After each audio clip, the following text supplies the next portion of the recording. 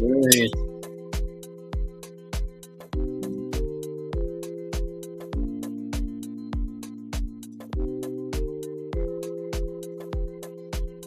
What's doing, everybody?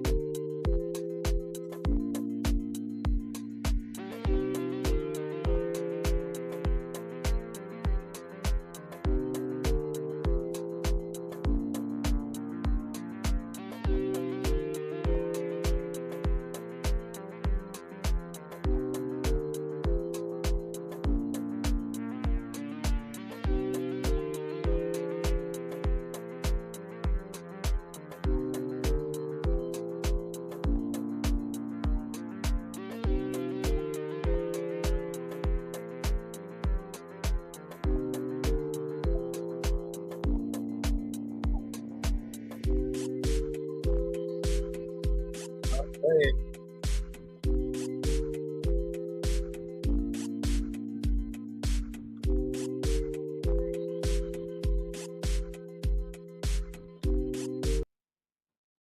All right.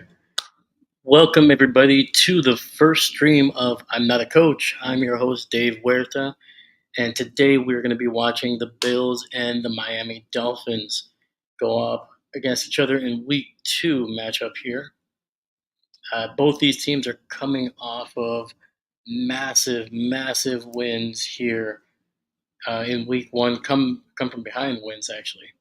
I believe the Dolphins came back from a 10-point deficit, and the Bills, well, Josh Allen mostly, came back from a 14-point deficit against the Arizona Cardinals. So it should be a very good game. Both these teams are kind of dealing with some injuries here. So hopefully they will hopefully be able to still get the most out of what their remaining roster is here. But if you guys are able, please comment. Obviously, subscribe to the channel. Obviously, we're starting out here, so that'd be phenomenal. But yeah, who do you have? Do you guys have the Dolphins? Do you guys going for the Bills? Are they your team for the season? Do you see any of these? Do you see any of these two teams as legitimate Super Bowl contenders here? Or do you see them more as a team? Yeah, they're going to probably be in the playoffs like they have been the last couple of years, but it's still the Chiefs, still the Ravens, division conference to lose. So yeah, let me know in the comments below or in the chat, please. That'd be phenomenal. But otherwise, looks like the game's gonna be starting up here soon. So while we're waiting, I'll introduce myself a little bit more. Again, my name is Dave Huerta. This is my channel. I'm the other one that's running things here. I've been a football fan for almost my entire life here. I'm a Packer fan, so Bears fans, Vikings fans, Lions fans. Too bad, guys. Sorry. Um, obviously, just like everybody else right now in Green Bay land or any Packer fan, we're all worried about Jordan Love. Hopefully, he's back soon, especially before that Vikings game, because I would love to have Jordan back for not only for that game, just because I think one that Vikings team might be a little dangerous this year. Depends on how if Week One is any indication of what they actually can do, but it'll be a fun game, especially having Jonesy back, uh, having him kind of taking over a little bit of that role. I don't think the Vikings have had a great running back like that since Cook was healthy in the early part of his career. Um, yeah, so kind of while we are here, I have a few points to kind of talk about these Bills and Dolphins. So the Bills' offense right now they're going to look a little bit different than they have the last couple of years. Obviously, they lost Gabe Davis, a big player for them. Obviously, not their number one guy. That was obviously Stefan, especially the last like 3 or 4 years that he was there. But obviously, they traded away Stefan to the Texans. They lost Gabe Davis. Gabe, I think over the last 2 seasons, he had at least over 700 yards. And I think each season he actually had 7 touchdowns as well. So that's massive production from at least your number two right there. That's you got to fill that. Obviously, you got to replace Stefan, and I think that's kind of what you saw in Week 1, especially in that first half. They were kind of struggling to find the answer to who's going to step up, who's going to take over that role that Stefan, that Gabe had for so many years there. And right now, there's going to be a huge test for him because obviously in Week 1, Josh Allen just said, "Hey, I'm gonna turn into a Super Saiyan and I'm gonna just run, pass, anything, everywhere, and I'm gonna do it myself." I don't think that's gonna work in this game. Um, I think I think this team is the Dolphins. They're a little bit more talented, especially their offense. They're going to be putting up a lot of points, and they have the ability to kind of take long drives. Even though they're explosive, they can sustain drives. And this Dolphins defense, I think, has more explosive players than obviously the Cardinals do right now. Obviously, they have Buda Baker. They have some great guys on that Cardinals defense. But I mean, you got who do you have here? Dolphins defense. You got Calais Campbell, has been one of the most consistent defensive linemen of the last decade, one of the best. After that, you have Jordan Brooks. Obviously, he was with Seattle for a couple of years. He's not hasn't been an All Pro in and out, but still a very solid tackler, a very solid player in coverage. He's okay, not great. It's kind of one of the big reasons I remember when he was a free agent. The Packer fans were like, "Hey, we should take him." I don't think he would have been a terrible option, but I think he would have been an expensive overpay, which I'm glad that they did not decide to sign him here. After that, they have obviously Jalen Phillips. Luckily, they got him back from last year after he got hurt.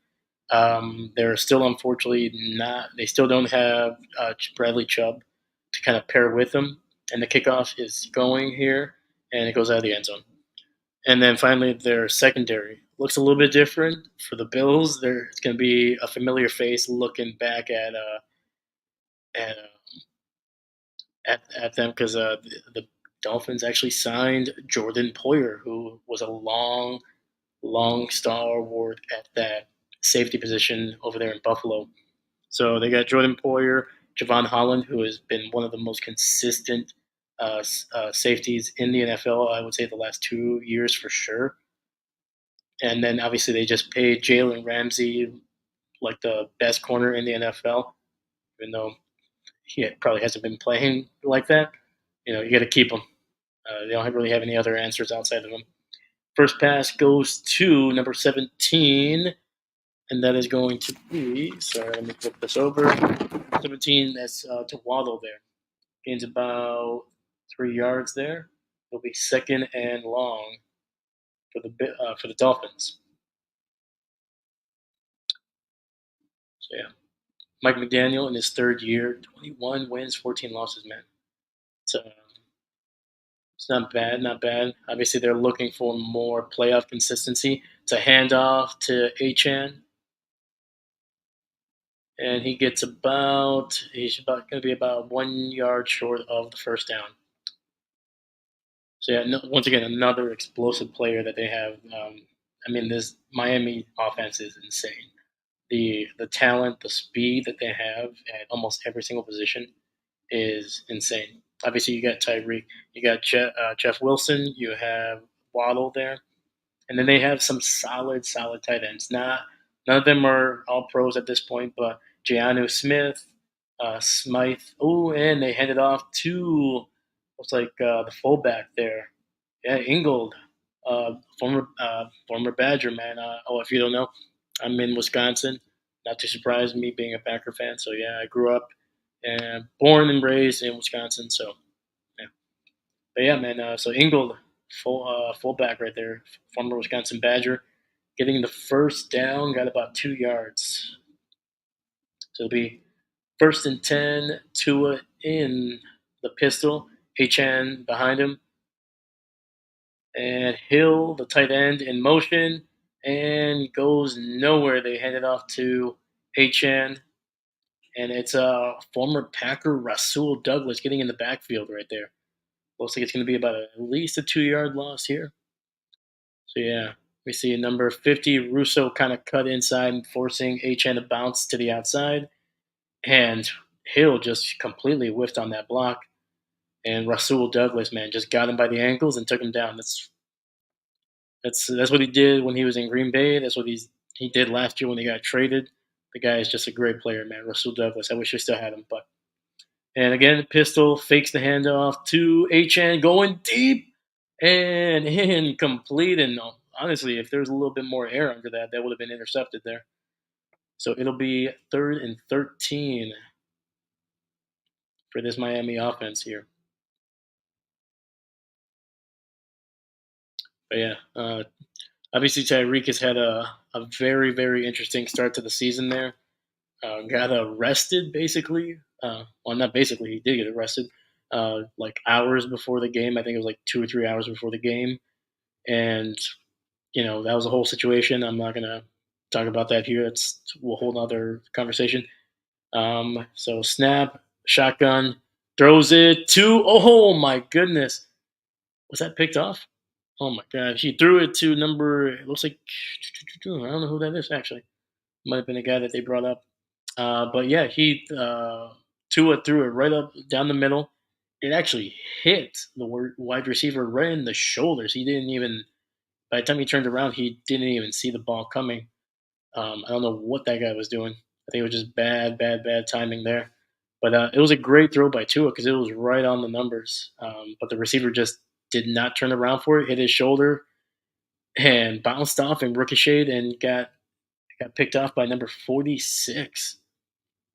Yeah, that would have been a huge, huge play. Even if you would have gotten tackled right away, he would have been inside the 40. Yeah, number 88. I don't know who that is. I'm going to have to look him up here when I get a chance. But yeah, it's going to be 1st and 10 at the 43 Buffalo. First pass of Josh Allen goes to Donald Kincaid, who kind of barrels through people, muscling through, gains about 9 yards. There you go. Looks like they're on the other side of the field here. They're already in Miami territory. They're going with the no huddle here. They're kind of going off the book here. Josh Allen's kind of just making it up on the fly. So it's going to be 2nd and 1 under center. Cook behind the backfield there. Hand off to Cook up the middle, breaks a tackle and gets about 4 or 5 yards there. But first down, Buffalo. And looks like Josh has a. Oh yeah, I forgot he did. I forgot Josh Allen injured his non-throwing hand last week, so he's wearing a glove and he's got his two middle fingers, uh, his ring finger and his middle finger. They're basically tied up together. So another pass to Kincaid, who gets another about 8 yards. So far so good. It was basically shotgun, quick throw to the Kincaid, just turned immediately and then just kind of slid behind his receivers there for blocks. Looks like one of the guards was able to get out in front there too, help him out. Ooh, and it looks like Kincaid just got when he was on the ground after he was tackled. It looked like he got hit in the face with a somebody Miami Dolphins knee. So we'll see how that goes. So that was a snap for under center, faked the handoff, and Allen couldn't find anybody, so he just threw it out of bounds. 3rd and 2. And let me know if the mic is a little too high, too low. I can always bring it down too. So, but so far, the running game seems pretty open for Buffalo here. So we're gonna have to. There we go. And hand off to Johnson there, and that's gonna go absolutely nowhere. Looks like he lost 2 yards, so it'll be 4th and medium there. And the Buffalo offense staying on the field. They're not taking the points. All right. I mean, I guess when you have Josh Allen, what's 3 yards? I guess So yeah, they're going for it. Josh Allen looks like he is in shotgun. Cook to his left. They got number one Samuel. Nope. Looks like there's a little bit of confusion, so they take a timeout. Yeah, it looks like it might have been Samuel that he wasn't sure exactly what he was doing because he was kind of he was all over the place. He started from the left, started running to the right. Josh Allen started yelling at him, so then he kind of lined up right behind Josh Allen, and you can tell Josh was like, "Nope, that's not what I wanted." So timeout. And it's going to be 9:55 in the game so far, left in this first quarter.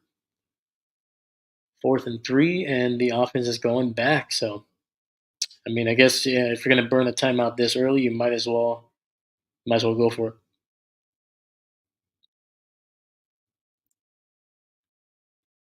Yeah, that last run that lost about 2 yards or a yard, I should say, was by number 26, Ty Johnson.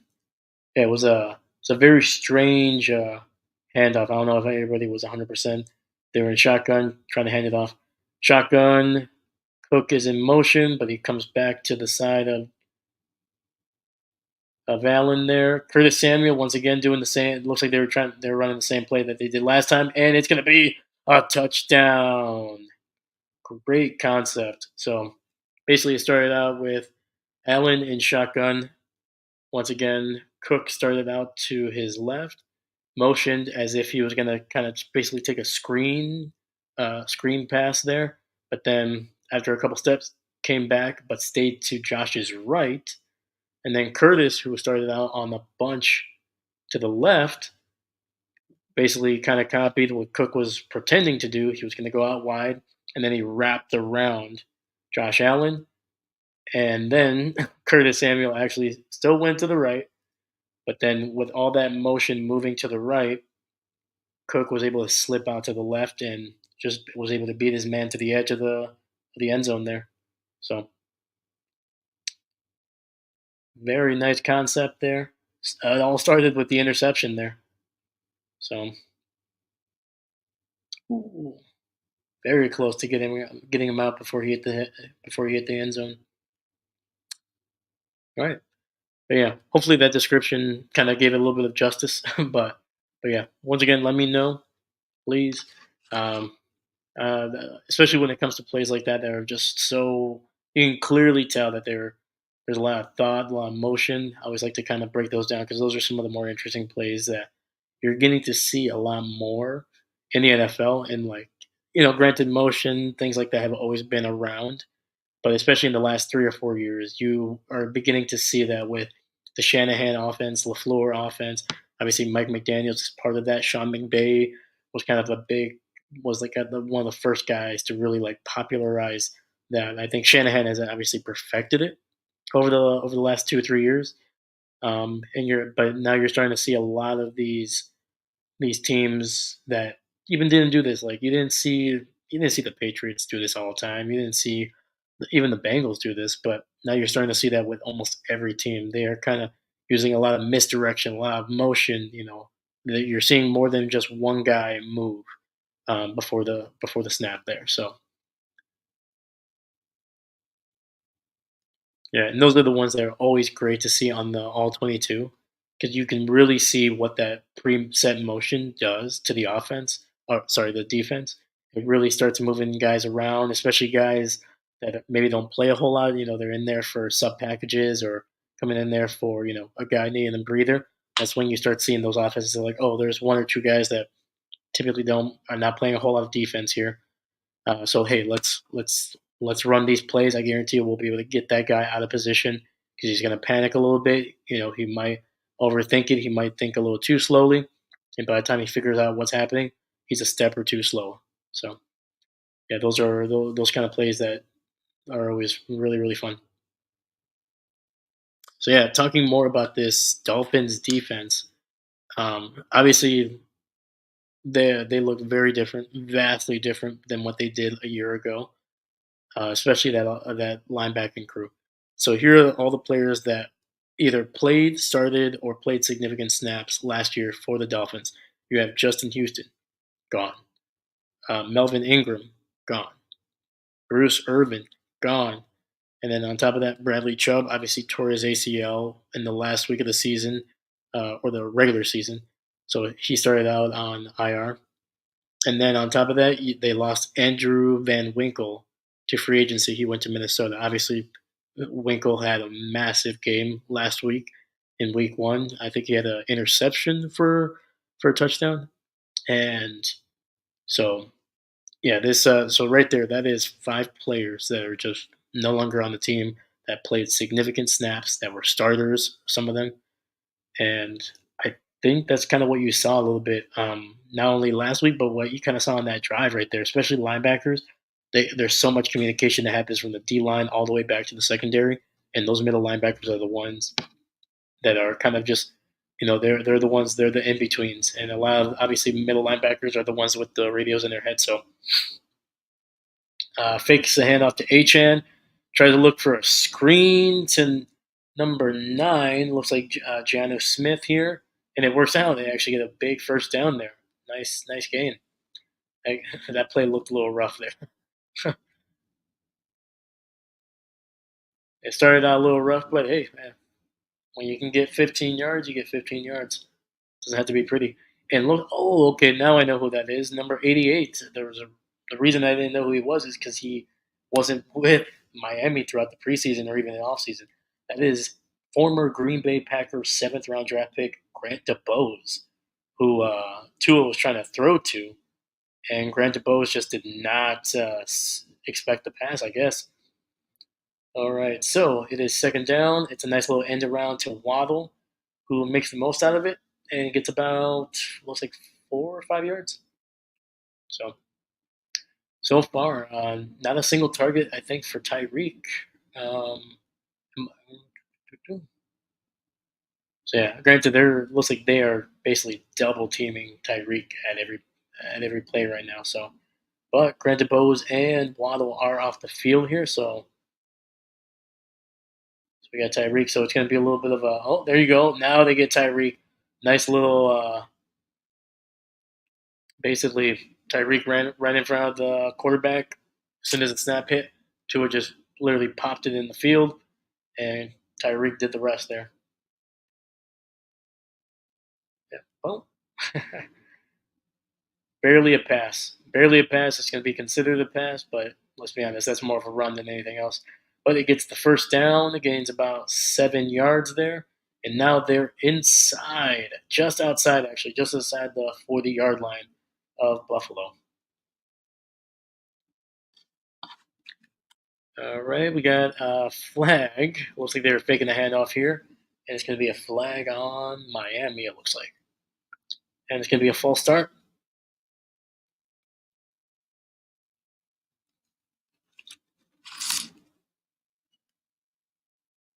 And it was a false start on tight end Hill.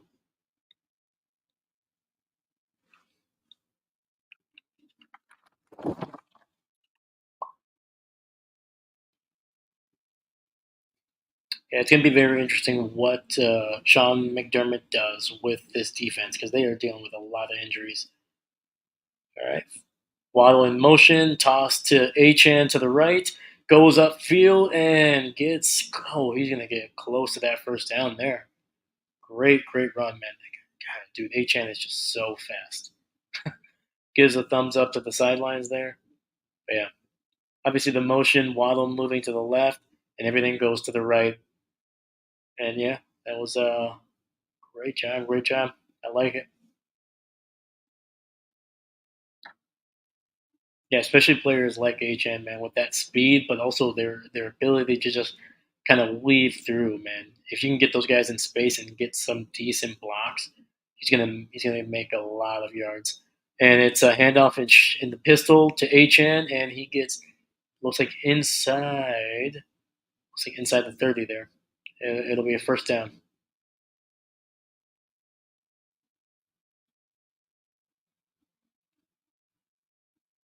But yeah, what so far we have, we're about a little over halfway through the first quarter here. What are you guys thinking? Leave a comment, hit the chat up. What do you think so far in this beginning? Do you think that first drive was just a a guy that hadn't been on the offense for too long making a mistake, or do you think that? And do you think that Miami is going to be unfortunately making some mistakes here? They're going to be underestimating this Buffalo defense, and kind of similar to the second 2 plays ago, it was a little toss to HN this time to the left, but goes nowhere. And a big reason is that that snap from the center nearly went right over the head of Tua there. So he had to corral that thing, so it cost a little bit of time.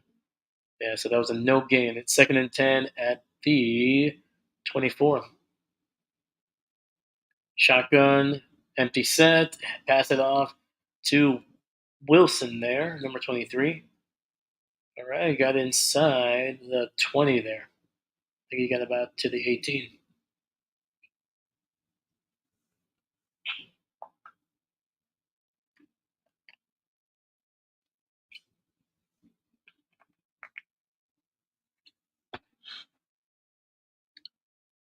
All right, so we got a shotgun formation. Wilson going splits out wide all the way to the right.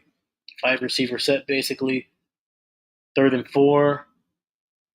Tua hits his man Waddle right up the middle. Looked like he was about to run, but hits Waddle. And at the very least, right now they are marking him down at the 1. A massive 17-yard gain by number 17. Huge right there. Almost got to the end zone there. He extended it, but I think his knee was just down.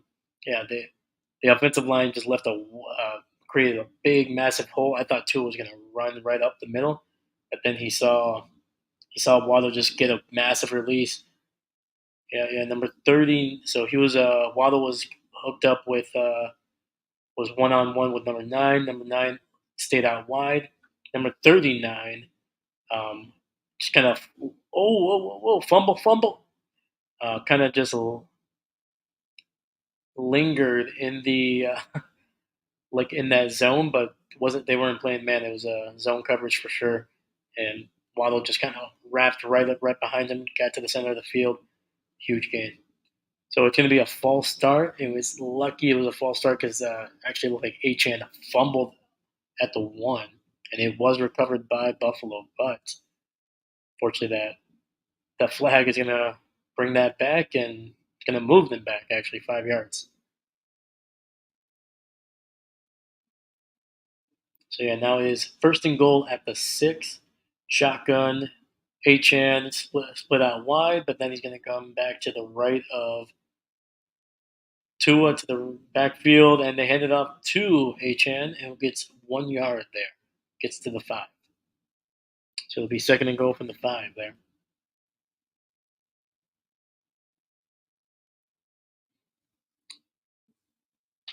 Dude, Mike McDaniel, man, that guy looks. I don't know why, man, but he's a nerdy dude. You can kind of tell. Dude, that guy had so much swagger, man. That'd be an interesting human being to have a conversation with. He seems weird, but he seems cool at the same time, which is probably the best combination that you can do as a football coach. Shotgun, splits it, hits it to Achan, who will waltz into the end zone there. Great job. So Tua was in shotgun. He had Achan to his left. He had the fullback, the former Badger Ingold, to his right. And Achan faked like he was going out, slipped back around Tua to the right. And Ingold was his lead blocker. There's only one guy there. Trying to see who he was blocking, but yeah, there's basically number 39 for the Buffalo Bills, which is Cam Lewis. So yeah, Cam Lewis was the only guy there. Ingold picked him up a little bit, just enough for Achan to just run around him and then just walk into the end zone. So touchdown. It is 7-7 with 3:21 left in the first quarter. And it was almost like basically like a screen, just a very weird looking screen. So very, very good play. Yeah, yeah. So far, we're seeing a lot of the running backs for both teams, especially with Miami. You're not seeing. outside of that one little barely a toss to Tyreek, he hasn't really gotten a whole lot. I think that was his first time touching the ball with any positive yardage. You've seen Waddle get a couple plays, a couple catches here, but nothing major. I'm trying to think. I don't think that we've seen. I think we've seen one tight end catch a pass, but other than that, so far it's just running game and kind of passing it to the running backs. So,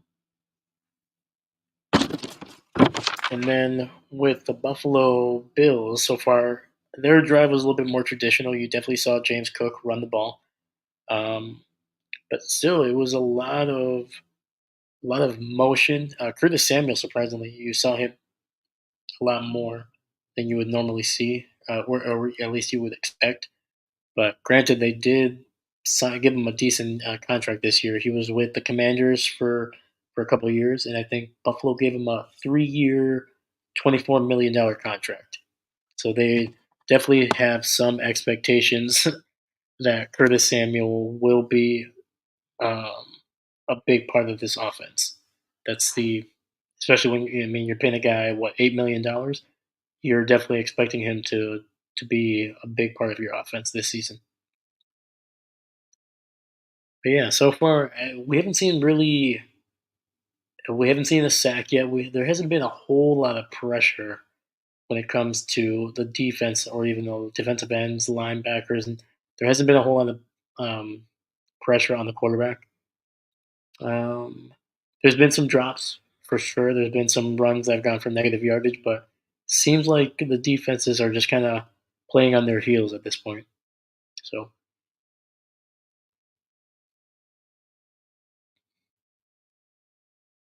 but what about you guys? What do you guys think so far? We only have about 3 minutes left in this first quarter. Sorry, and who do you think? Who do you think is looking better? Do you guys think Buffalo is going to be able to just continue to drive down the field, or do you think Miami, that first drive was just a mistake? They're going to be good the rest of the way. They're going to be as explosive as they've been for the last 2 years. What do you think? Let me know in the comments below.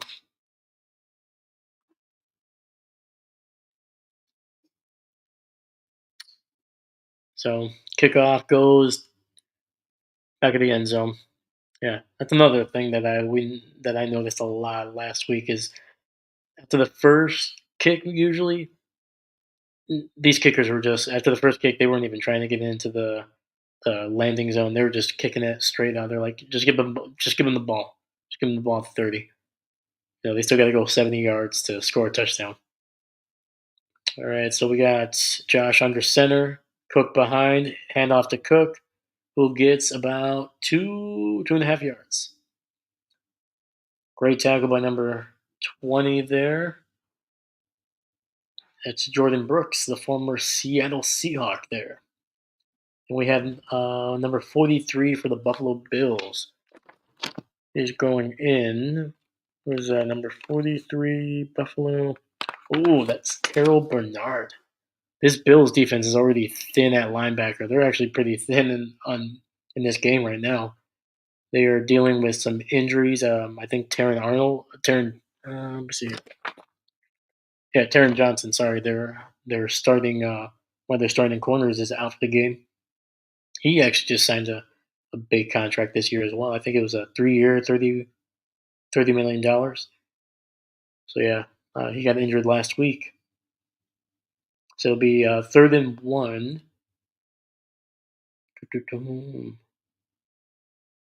Shotgun.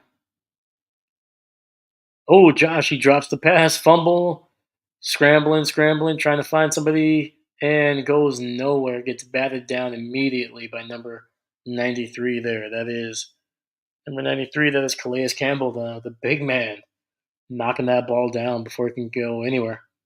Oh, yeah. Yeah, Josh, he just closed his hands a little early on that one. Ball hit the ground. After that, it was just scramble mode.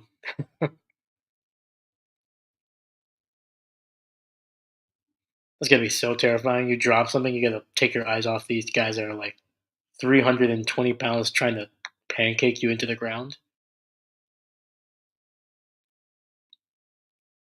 And it's gonna be a punt. by Martin, and they're gonna fair catch it at the 16.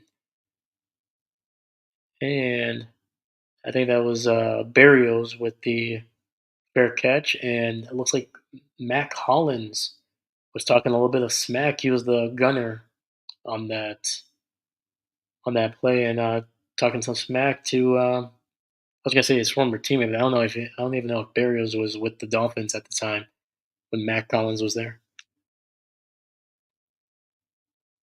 So yeah, it's gonna be very, very interesting so far. It's gonna be inside the 20. So far, this Miami offense, it's been getting they've been converting a lot on third down, and they haven't had short third downs. Let's just say that. So they're definitely relying more on the explosive plays so far in this game, from what I've noticed. But we'll see. This is gonna be have to if they're gonna score a touchdown. It's gonna be obviously a long drive. It's gonna be have to be 80 plus yards if they wanna take the lead here.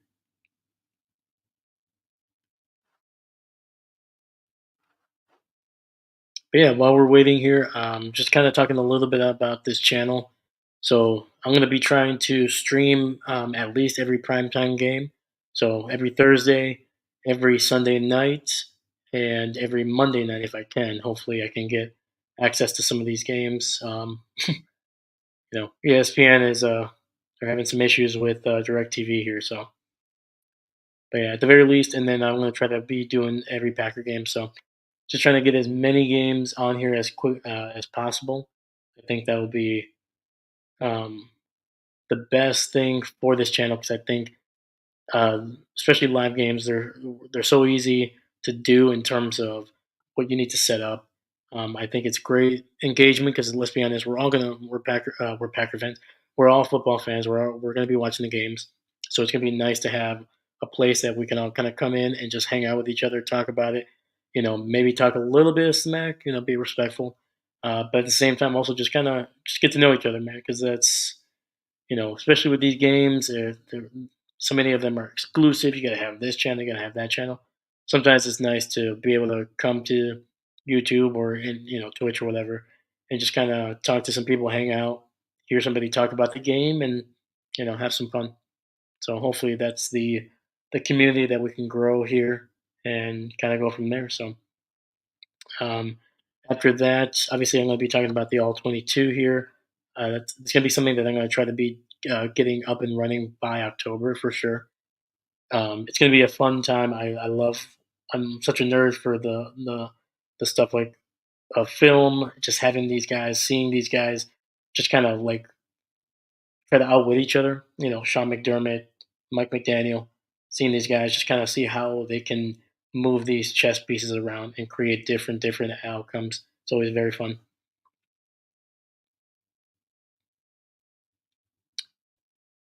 So yeah, they're just showing some replays here from Tua. Yeah, a lot of stuff from behind the line of scrimmage here. A lot of stuff going on. Looks like Tua's going to be under center here. It is 2nd and 9. Tight end in motion. Toss to Tyreek, who has a big lane, and he will get the first down. About a 12-yard gain there.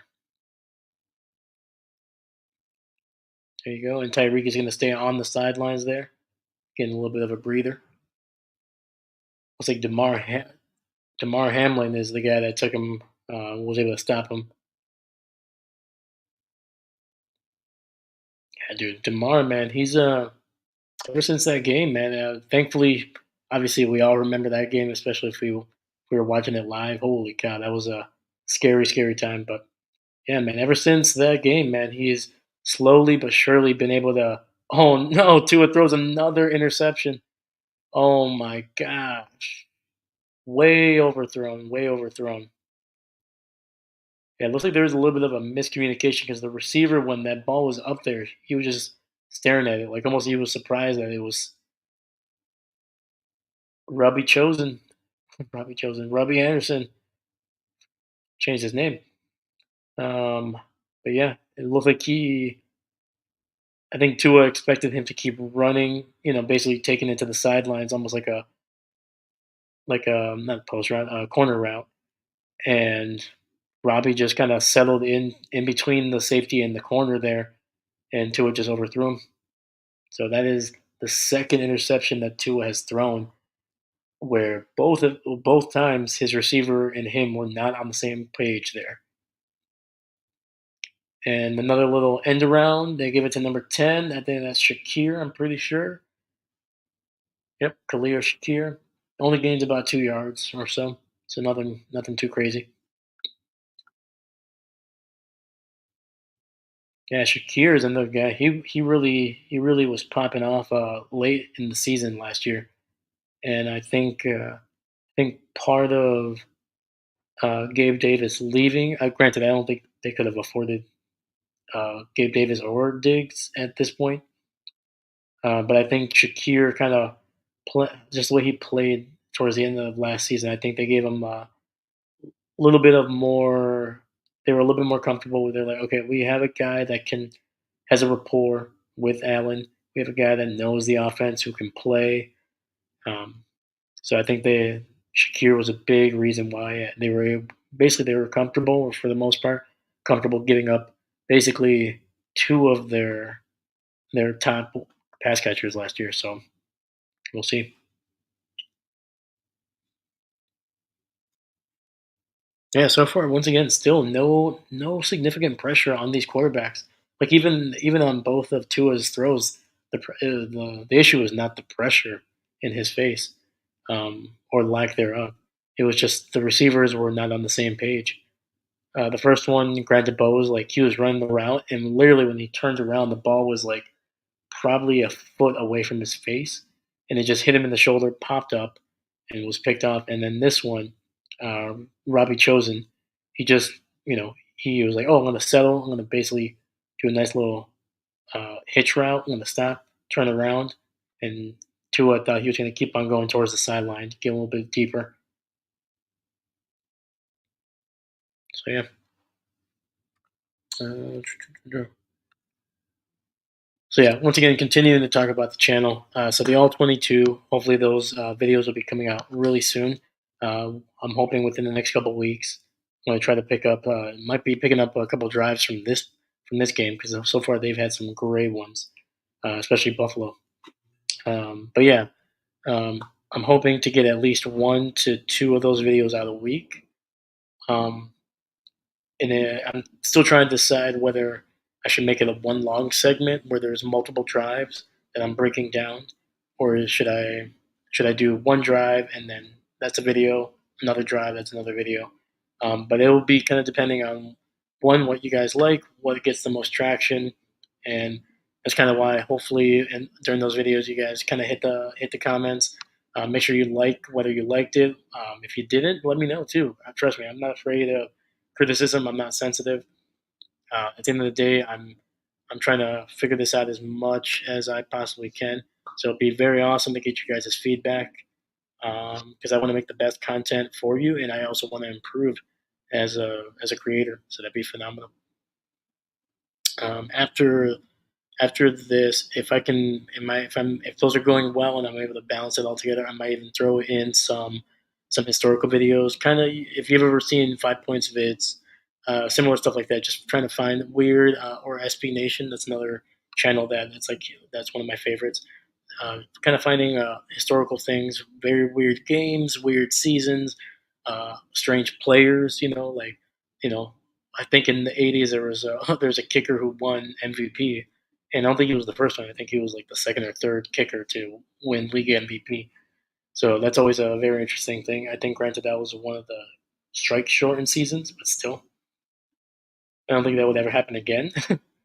And Josh in the shotgun tries to throw, pumps, pumps and scrambles, and he's going down.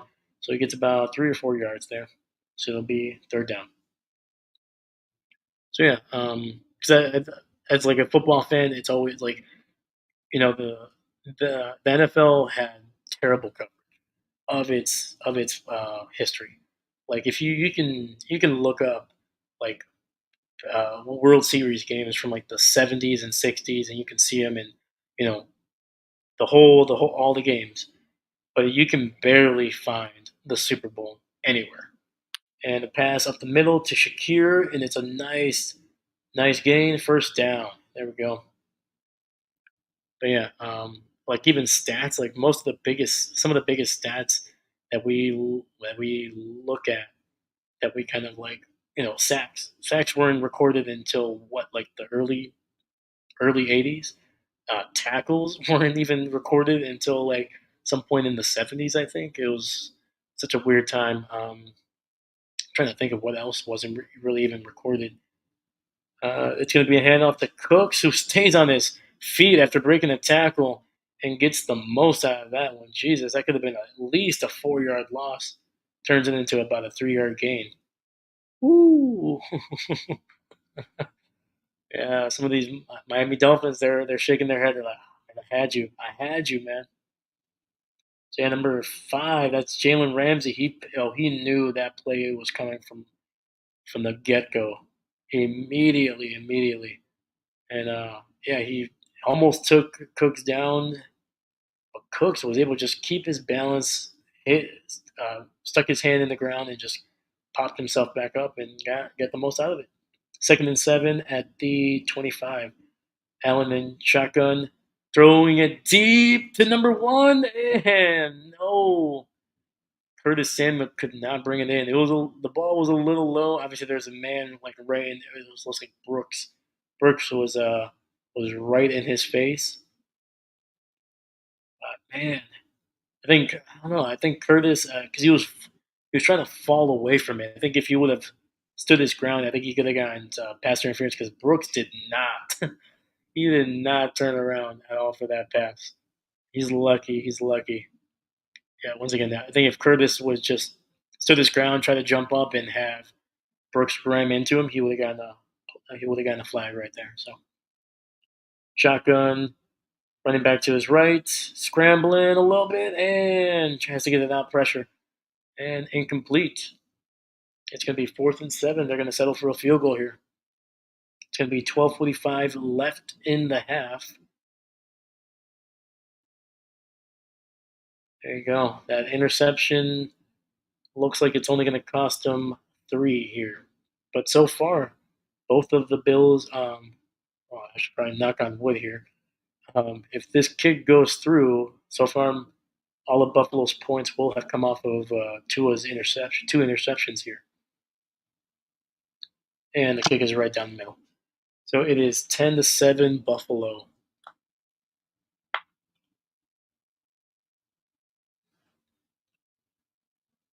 Bass, didn't Bass miss a kick in the playoffs, man? I remember that. Can't remember if that was this year or last year. For Buffalo, man.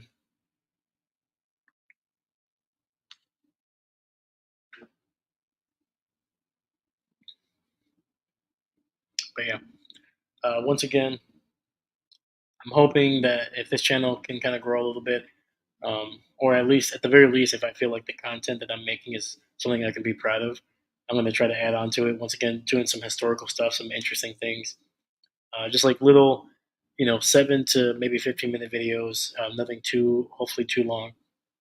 And I hope, like true football nerds, will enjoy. I think that will be very fun. What else?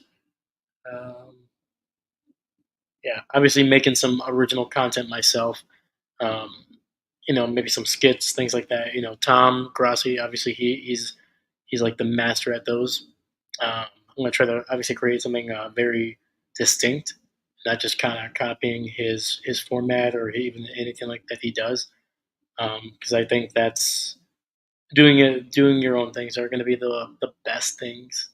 Those are the things that are gonna make you grow the most. Because otherwise, let's be honest, anytime you try to copy or imitate somebody, it's always going to feel awkward. It's always going to feel disingenuous. And I'm hoping that I can find my rhythm here and kind of grow from there. So hopefully. And once again, hopefully you guys enjoy it. Whether you're laughing at it, whether you're like, "Oh, this is awesome, this is great," or you're like, "Dude, this is so stupid, but it's entertaining." I'll take that.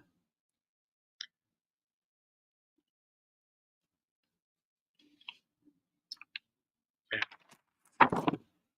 But speaking of Buffalo's defense so far, so they're dealing with some injuries here, especially on the defensive line.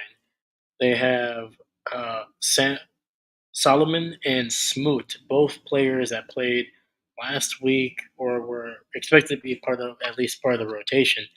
They are actually out for this game. And then obviously Taron Johnson is also out of this game.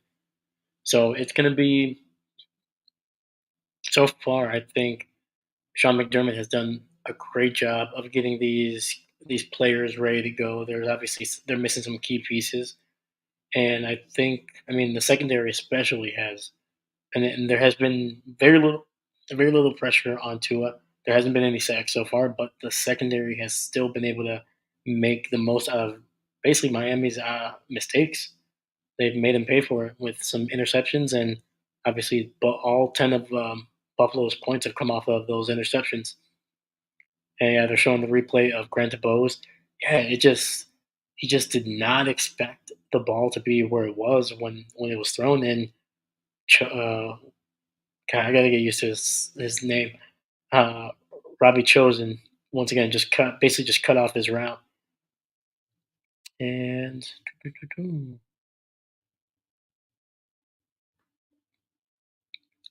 all right, so we got Tua in the pistol. Looks like we have number 25 in the backfield with him with the handoff. I do not know who 25 is. It must have been a. I don't know. But he gained about 4 yards, roughly. So it'll be second and medium there.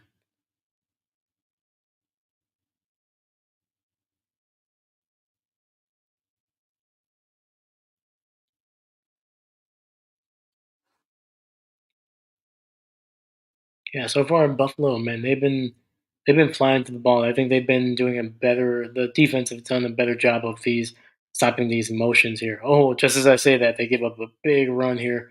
First down, gain of about 10 yards. But there is a flag on the field, and it's going to be a holding call, and it's going to be brought back. It's going to be on number 72, Terran Armstead, the former New Orleans Saint, in there. I think this is his first season with with Miami. Let me see. Is there a hole? Was there a hole? Yeah, yeah. Basically bear hugged him. He got his arm underneath. Trying to see whose number that is, but he basically got his arm underneath the defender, basically kind of like hooking him from underneath. Yeah. So yeah, that was against number 91. I think that's Oliver actually. Yeah, Ed Oliver. So shotgun number 25 wide, but they nice little nice little pitch to the inside to the tight end. Very nice, very nice, very nice. That was Gianu Smith there. He gained about basically he gained almost the entire yardage that they lost. Basically, he caught it at the 20, and he basically got what past the 32. So yeah, great blocking. Yeah, way past the 32. I think he got to the 36 actually. So big, huge gain right there. Shotgun, third and three, and it's incomplete to Tyreek Hill. And yeah, no. Yeah, Tyreek was running a nice little slant route, and the ball was just too far in front. Looks like they're number 31 might have gotten away with a hold there. Number 31 is Rasul. Yeah, trust me, as a person that watched Rasul for the 2.5 years he was in Green Bay, he'll get away with something. But he's the guy is smart, man. He knows how to position his body. So that was a great defensive play by Rasul right there. And it's going to be a fair catch at the 15 for Buffalo. It's going to be 10:54 left in the second quarter. Yeah, so far Tua, man, he has been a little inaccurate, and we you saw that last year, late last year actually. For the most part, last year he was pretty accurate, especially early on when they were just blowing teams out. But yeah, over like starting in December into January, that's when he really started to struggle with his accuracy. So,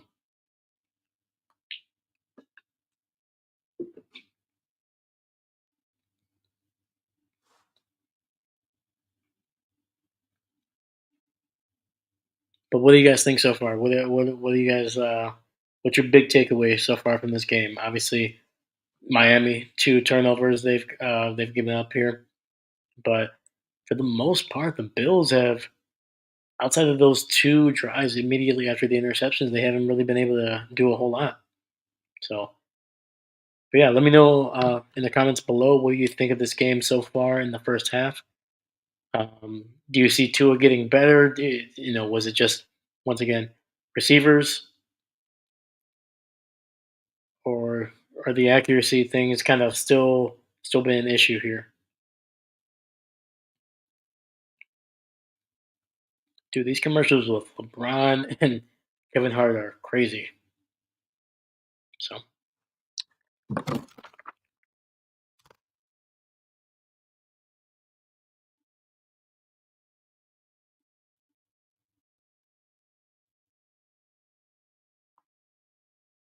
yeah, if you're just joining us, hello, my name is Dave. I am the sole creator of this channel. I'm not a coach. Um, Basically, the big inspiration for this was obviously, yeah, I loved football for most of my life here. I did some coaching in the summer, helping some youth camps throughout Wisconsin. And it was always a fun, like one of my favorite jobs to do. Man, it was you get to meet some former players. You get to work with some guys that actually played in the NFL. Man, it was a fantastic job. I learned a lot from them, and just every year was always a great time to come back, do it for 2 or 3 months in the summer, and just kind of coaching up kids, man, teaching them not just football, but discipline, teaching them how to work with each other, communicate with each other, um, learn how to win, but also most importantly, learn how to handle a loss. That's something that you that you see sometimes with adults. They do not handle disappointment very well. So if you can learn that skill, and it is a skill, if you can learn that early on, it's only going to make you better because it's going to help you, improve on things that hey, you're not going to be the best when you start out on most things that you do, but you continue to do it. You work at it, you get better, you learn from it, and eventually you're going to be that person that the new, whether it's a job, whether it's you're playing in sports, that new guy, that rookie, that freshman, whatever that person is that's coming into that situation that you were in a couple months, years ago, you're going to be the person that they look up to because you went through those growing pains, because you made the mistakes. So it's always fun to kind of see kids learn those lessons and grow. Oh my God, beautiful pass over the middle right there. It could have easily been intercepted there, and Shakir with a big catch there. There is a flag.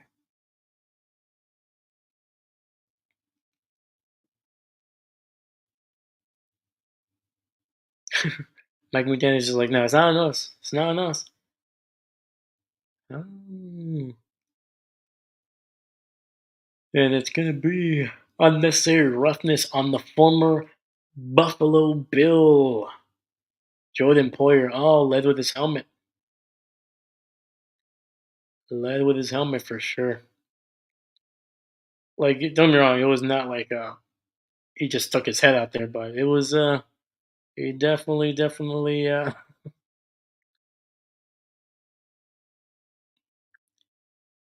just say he was definitely trying to cause a drop there. So I think they just added that yardage to the they just added that to the catch already. So they're already at the 50. Buffalo started at their own 15 after a 15-yard catch and a 15-yard penalty. They're at the 50, run up the middle, and it gains about 8.5 yards. That was running back number 22. That was Ray Davis there. Looks like a no huddle right there. Trying to hurry it up here. Trying to make sure Miami can't substitute. It'll be 2nd and 2. Josh under center. Hands off to Davis. Up the middle. Breaks the tackle. And gets down to the 31. First down. Buffalo. Nice.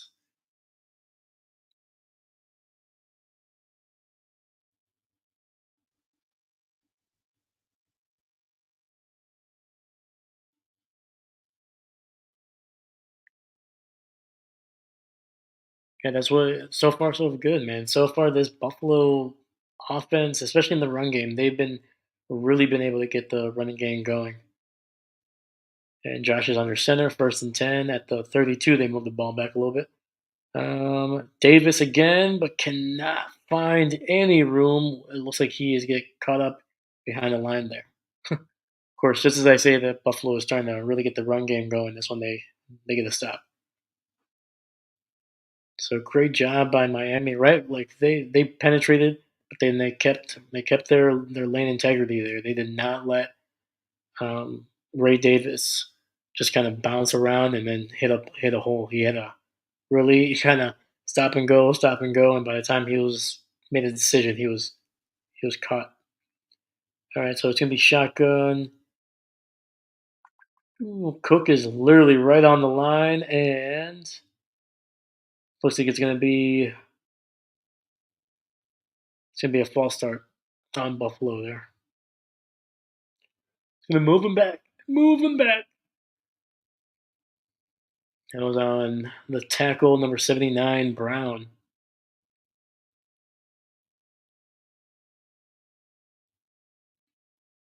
8:01 left in the second quarter. It'll be 2nd and 16 after the penalty there. I really want to see if they can get some pressure here. Neither team has been able to really get a pass rush going. So shotgun. Ooh, quick pass over the middle to Shakir, and he gets taken down for after just a 2-yard gain. So it'll be third and very long.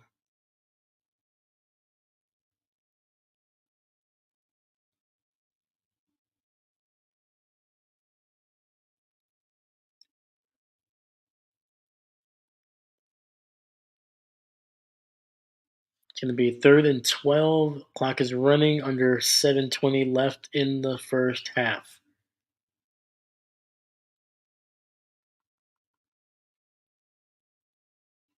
Shotgun. Snap is low. Josh looking to scramble, buy some time. Throwing it down the down the field, and he finds number 26 Johnson, and he gets taken down just at the 1. Massive, massive, massive gain right there. Holy cow! I mean, they had the ball at the 35. That is a 34-yard gain. Oh, no, number 5, Ramsey. Ramsey was in coverage on that. I don't know what he was looking at. I think he thought Ty Johnson was going to keep on going to the sidelines, but Johnson cut it inside, and it's a touchdown. And that is to number 4, Cooks, James Cook, with his touchdown. Very nice, very nice.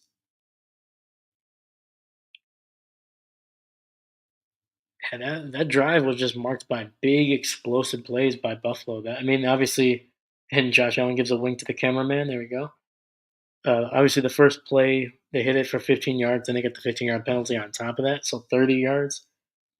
And then they drove down a little bit here. They got a couple good runs out of Ray Davis, and then that 34-yard pass basically to Johnson that brought him down basically to the goal line, and after that just ran it right through with Cooks to the left.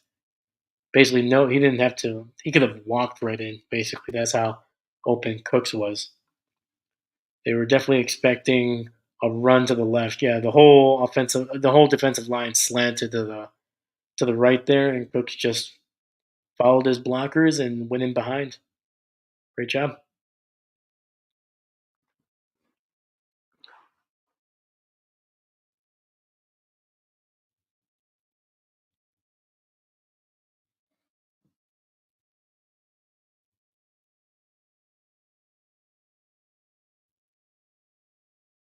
But yeah, let me know what do you think of so far of this game. What do you think? Do you think the second half is going to be any different from what it is? Do you think those coaches adjustments are going to be massive for each team here? Do you think Tua is finally going to just start? I mean, every time he's trying, every time he seems to chuck it downfield, it ends up pretty bad for him. Um, but yeah, it's very strange how Miami has really kind of kept it close, and I mean they haven't been really throwing it too deep, and when they do, it doesn't end well. Maybe that's the reason. But yeah, let me know what you think. Do you think that Miami needs to open it up a little bit? Or do you think they just need to stop making, dumb decisions with their routes? So yeah, let me know.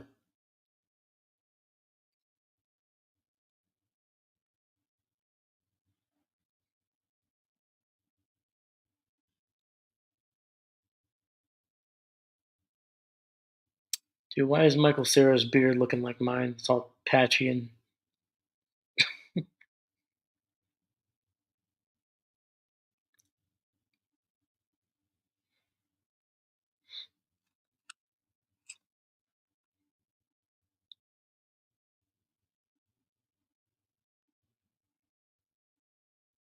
yeah. But kind of talking about the channel a little bit. Um, the big inspiration for basically the title of my channel, I'm not a coach, is let's be honest. As football fans, we sit in front of the TV and we tell these guys, oh, you guys suck. You need to do this. You need to do that. Basically armchair coaching, armchair quarterback, things like that. And the I'm going to be obviously watching these games. I'm going to be breaking down film, and I want to make sure that it's always understood that when I'm talking about any of this stuff, it's just for entertainment. It's just the passion that's coming out that we all have, and it's not to be taken anything anywhere more than what it is, and that's just pure entertainment. Hopefully, it's just a way for us to kind of just talk about the game like we always do. And I am not a coach. I'm not going to pretend to be an NFL player. I'm not an NFL coach. I guarantee you, I probably know 25% of what's going on, and even then, it's not every down, it's not every game. And I think it's just more to keep that in perspective. Always make sure that I don't take myself too seriously, and I also hopefully you guys don't take me too seriously. Anything that I say here outside of hopefully making you guys laugh and having a good time watching the game. And at the same time, I think we can all take each other less seriously of what we say, especially with football. It's not a huge deal. No, it's not life or death. You know, if a player doesn't do anything with our, doesn't help out our fantasy team, or they don't have a great game or whatever, it doesn't really affect us. It shouldn't. So, but in the pistol, they hand it off to Achan, who breaks through for about 16, no, about 18 yards actually. Huge run by Achan. Great job. Right up the middle, right up this Buffalo's defense. And it's going to be first and 10 at the 42, sorry, the 47. And Achan right up the middle again. This time he gets into Buffalo territory. Gets stopped at about the 48 of Buffalo. So Tua so far 7 of 11, 70 yards, one touchdown, two interceptions. Achan, he's averaging over 5 yards a carry, and Waddle, two catches, 20 yards. Yeah, Miami needs. I mean, obviously they're down 17-7, but they need this before the half. This has more to do with themselves getting into rhythm and settling down than trying to keep pace with Buffalo. They need to get into the rhythm, otherwise this game is going to get out of hand real fast. Once again, they pass it. They give it to HN, who runs up the middle, and it gets stopped about a yard short of the first down. So 3rd and 1.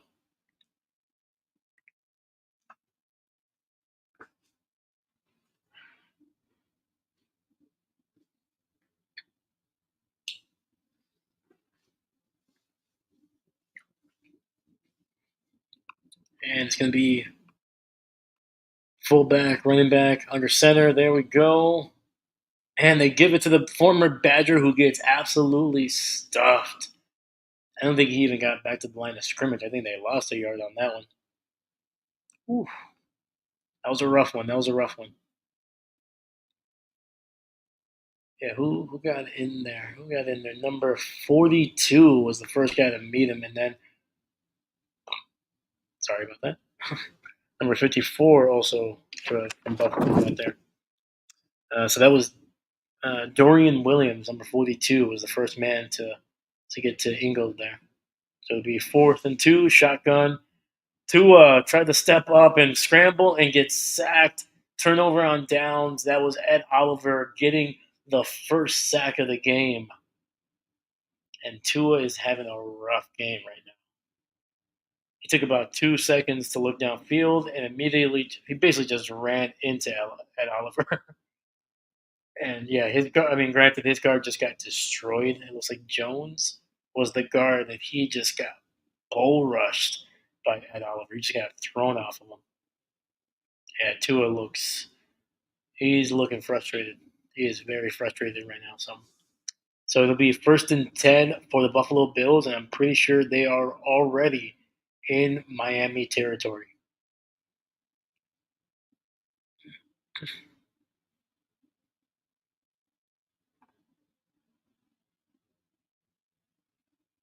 Yeah, we haven't. I mean, is Von Miller even playing right now?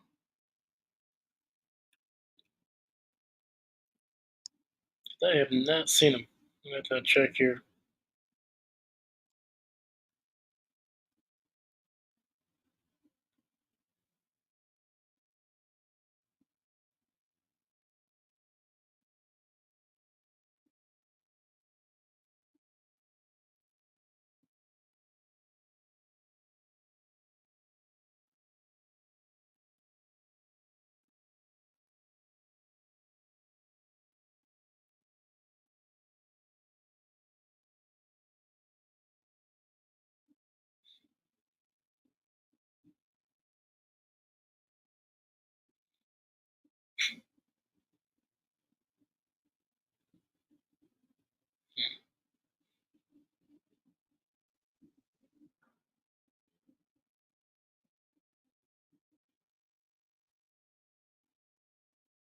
Yeah, yeah.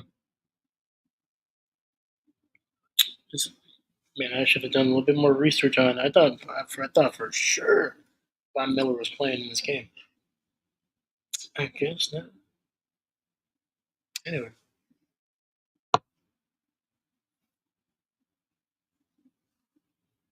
so there's 3:45 left in this half right now, and if Buffalo scores here, they are going to be in prime position for a blowout win. Because Miami's offense, they are struggling right now. They are struggling. Oh yeah, no, Von Miller is playing.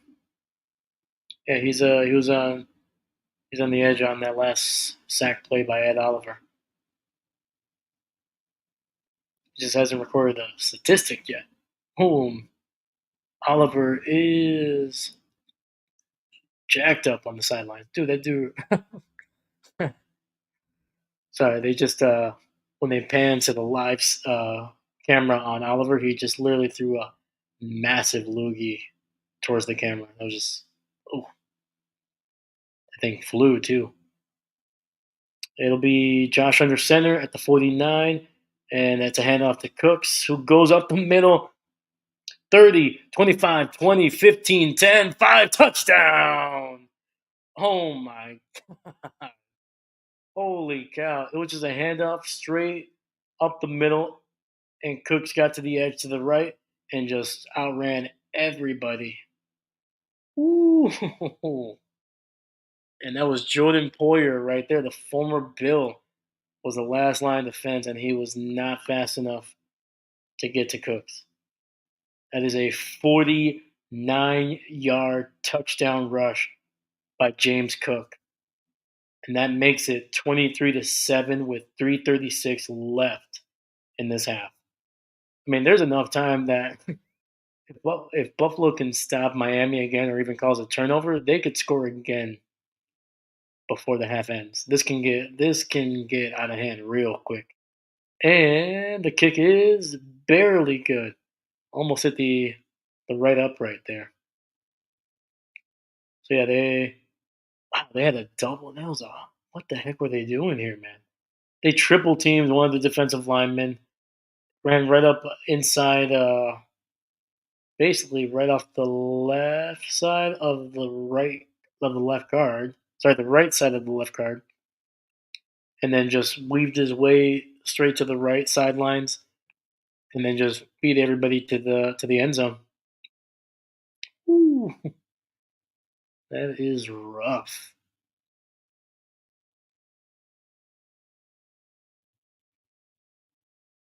Yeah, right now this Dolphins team, man, they are missing. Like I said, they are missing one, two, three, four. Sorry, one, two, three, four. They are missing five linebackers that either started a bunch of games last year or played significant snaps. They're missing five of them. Three of them were released, no longer on the team, free agents. Bradley Chubb is on IR, and then you also have Andrew Van Ginkel with the Minnesota Vikings. And on top of that, I'm pretty sure who are they missing as well? I think they were missing another player that did not start here. But yeah, that's a lot of veteran experience. That's a lot of snaps that you have to replace with either free agents, undrafted free agents, rookies, and I think you're starting to see that a little bit with, especially with this defense. They have been, especially the last couple drives, they have been doing whatever they want with this defense, and Miami's offense has not helped them. Pistol, quick pass to Waddle, and it goes nowhere. Shoelace tackle by number 39, Lewis brings him down at the line of scrimmage. If Waddle would have been able to stay on his feet, he might have. I couldn't see the rest of the field, but at the very least, how fast he is, he probably would have gotten 6 or 7 yards. So Tua and Achan shotgun. Achan to his right. Achan in motion. Ooh, nearly picked off. Achan little screen and gets a first down. Gains about 12 to 13 yards. Big first down. Big first down for Miami. They need this.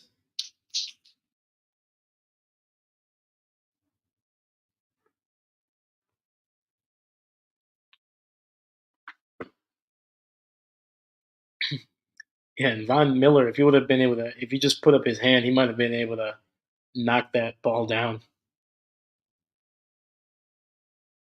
In the pistol, Achan behind him, Waddle in motion.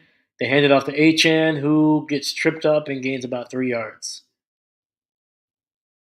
It'll be at the Miami 46, it looks like.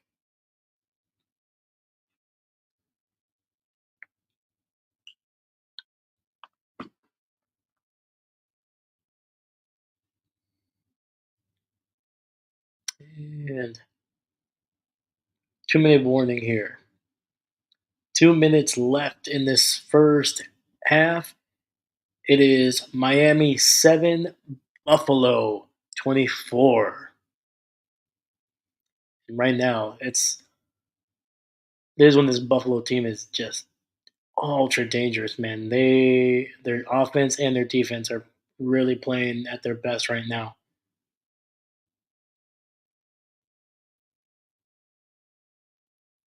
Yeah, Buffalo has what, two interceptions, a sack now. They are looking good.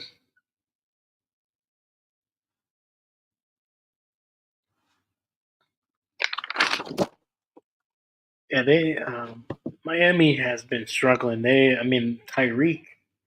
I don't think he's actually caught like a regular traditional pass so far in this game. It's a lot of it has just been those little when the quarterback is in shotgun, takes it and then just literally just floats it in the air in front of him, and then Tyreek just snatches it from the air. and that's really all I've seen him do a whole lot. Waddle, I mean, he before this drive he had 2 catches, 20 yards, but other than that, he hasn't done much. Jonnu Smith probably has close to about 25 yards, but most of his passes are within like 2 yards of the line of scrimmage. Braxton Berrios, I don't think you've seen him. Uh, Number 89, Hill, the other tight end, I think he's caught a pass or two, but none of it has gone that far. Yep, we haven't seen Durham Smythe yet. I don't know if he's even active in this game.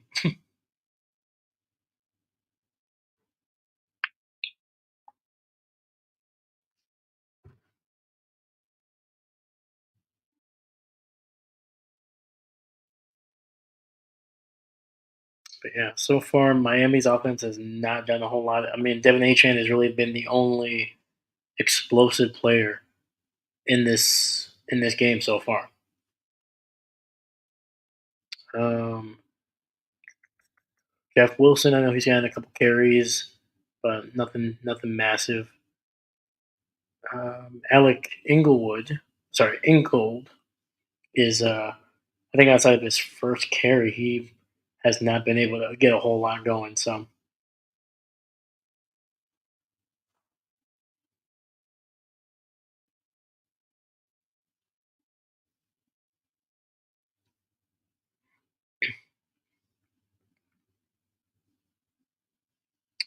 all right, it'll be 2nd and 7 from the 46. Tua in the pistol, toss to Achan, and Achan is able to get to the 50, about to the 49. They're going to mark him down. Gain of about 4, maybe 5 there. Probably about 4.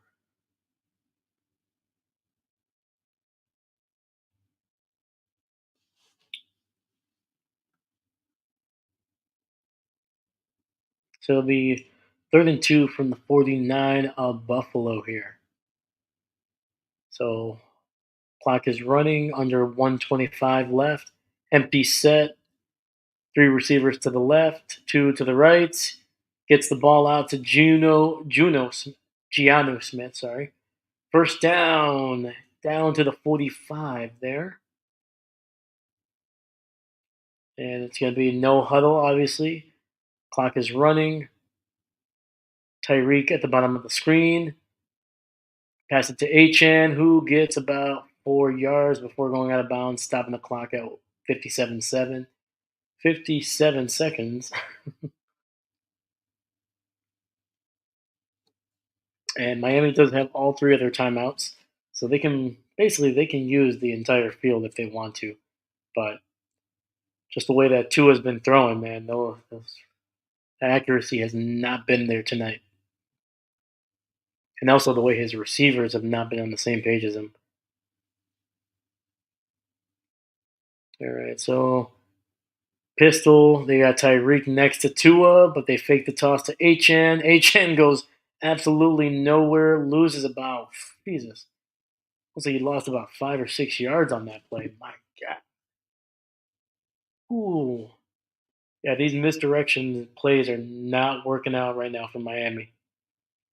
Yeah, Tua was right next to, sorry, Tyreek was right next to Tua on the left side. Achan was behind him. They fake the toss to Tyreek, but then they toss it to Achan to the right, and he just loses a bunch of yardage. Yeah, lost 6 yards there. So it'll be 3rd and 11 with 32 seconds left on the clock. It looks like Miami used one of their timeouts.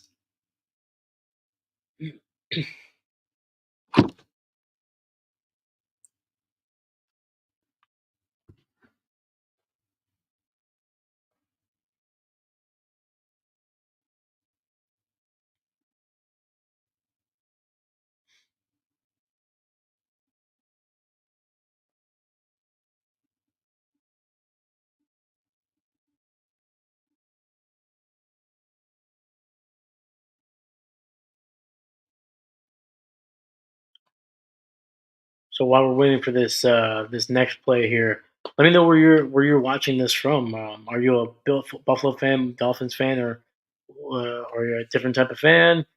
Another team's fan. Where are you watching it from? Let me know in the comments below.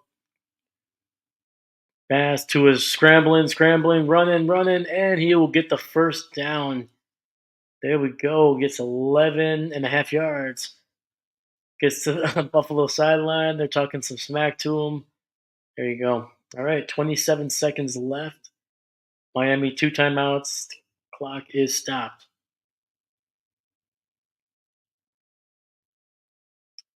And Tyreek Hill is on the sidelines right now. Not sure if he's taking a breather or it's frustrated or both. Tua in shotgun motions. Number 23, Jeff Wilson to come back. Nope, Jeff Wilson is out on the screen and makes the mistake of bouncing it inside for a minimal gain. Clock is continuing to run. They stopped it at 19 seconds. Looks like Miami will use their second timeout.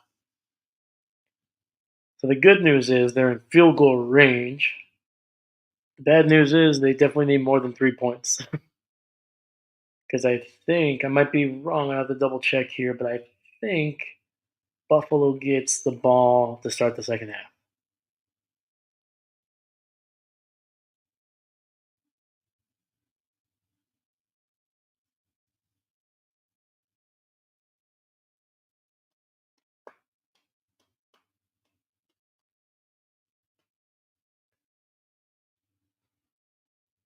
Mike McDaniel is definitely just trying to look for any play right now that can get him a big yardage play. Because right now it's 2nd and 4. Where are they at? Where are they at? They are at the 29. 21 seconds left on the clock. Two in the shotgun. Quick throw to Tyreek, who gets the first down, but clock is running. Did they use the timeout? Miami used their last timeout here with looks like 16 seconds. Maybe they'll put a second or two back on the clock. But yeah, I mean, what kind of? I get it. Any yardage is good yardage, but dude, you're down 24-7, and you're throwing basically 5 yard ins. It's like you need more than 5 yards. And if you're gonna run those kinds of routes, you gotta hit them towards the sidelines. And I know that's what Miami is basically in coverage, but at the same time, I'd rather get 3 yards and stop the clock than an extra 2 or 3 yards and basically have to either use my last time out, which they did, and it looks like Buffalo used their second timeout. They just kind of wanted to get a good look of what Miami was doing on that play.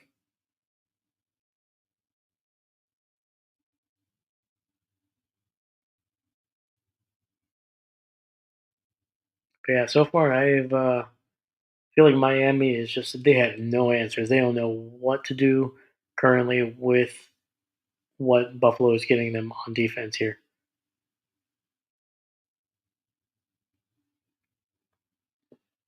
The weird thing is both offenses, just from what I can see, their yardage is right, but they're basically the same. And even then, Miami has actually not gained, but has more time with the ball. I think they just showed it was 18 plus minutes of possession for Miami with 11 minutes for Buffalo. And they give it to Giannu Smith, who goes out of bounds after about a gain of 8 yards there. Giannu actually could have turned it up a little. If he would have turned up sooner, he would have noticed that he could have gotten an extra 2 or 3 yards there. But so it'll be 2nd and 13 for the Miami Dolphins. It'll be at about the 16-yard line. See if they're going to take a shot here with 12 seconds left. Let's see if they'll take a shot down the field. It looks like Buffalo is going to use their last time out there.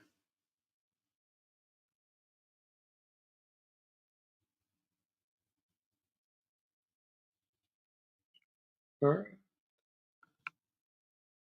Steven M. Ross, the owner of the Dolphins. Man, that guy looks old, old. Like if you were to like draw an old man, that's who you would be drawing right there.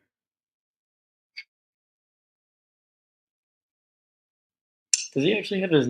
He has his name embroidered on that chair that he's sitting in. Jesus,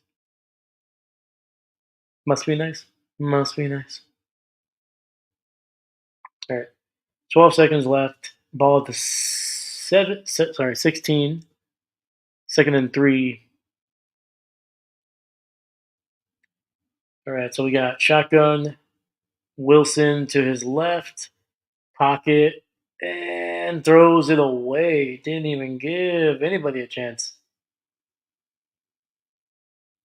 Hmm. All right, they're just gonna send out the kicker. They're not gonna screw around. They're like,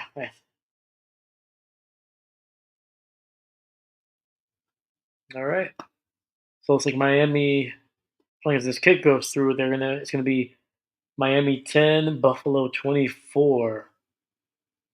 I think even with this kick, I think there's still gonna be a couple seconds left. So we'll see what Buffalo decides to do with those 3 to 4 seconds that are left. Kick is up and good. It'll be 10 points for Miami in this half, and there's 4 seconds left on the clock.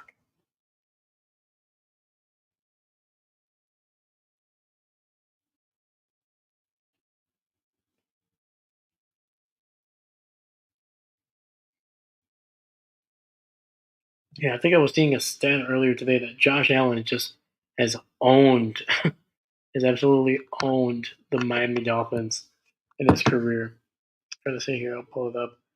So yeah, Josh Allen over 15 and over the 15 matchups that they have played, not including this one. Miami is just 2-13 against Buffalo, including the playoff loss during the 2022 season. Josh Allen has gone 11-2. Jesus, versus the Dolphins in his career. I mean, those are like Aaron Rodgers, Chicago Bears numbers right there, man. Yeah, that's Tyreek is heading to the sideline. Sorry, into the locker room early. Wonder if he's hurt because he does. You can tell he's frustrated, but he was kind of wasn't holding any part of his body, but he was just like hanging his head down. So I don't know if it's his lack of touches that he's disappointed about, or just maybe he's hurt. So and Buffalo is going to snap the ball and take a knee. They're heading to the. It's halftime here, and the Bills will get the ball to start the second half. So there we go. So yeah, this game could turn ugly if Buffalo scores on that first drive. It could be 31-10 by the time Miami gets the ball back.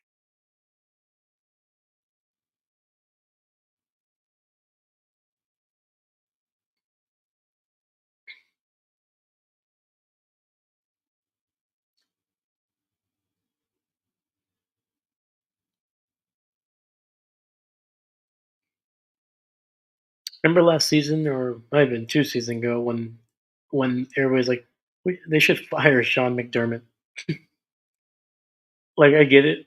The guy has Buffalo even gone today? I think they've made it to one AFC title game. And I get it. He hasn't brought this. He hasn't gone to a Super Bowl or won a Super Bowl. But I'm like, do you remember? Do people know what Buffalo was before Sean McDermott and Josh Allen got there? Like they were one of the worst teams consistently for like a better part of like 15, 20 years. Like after that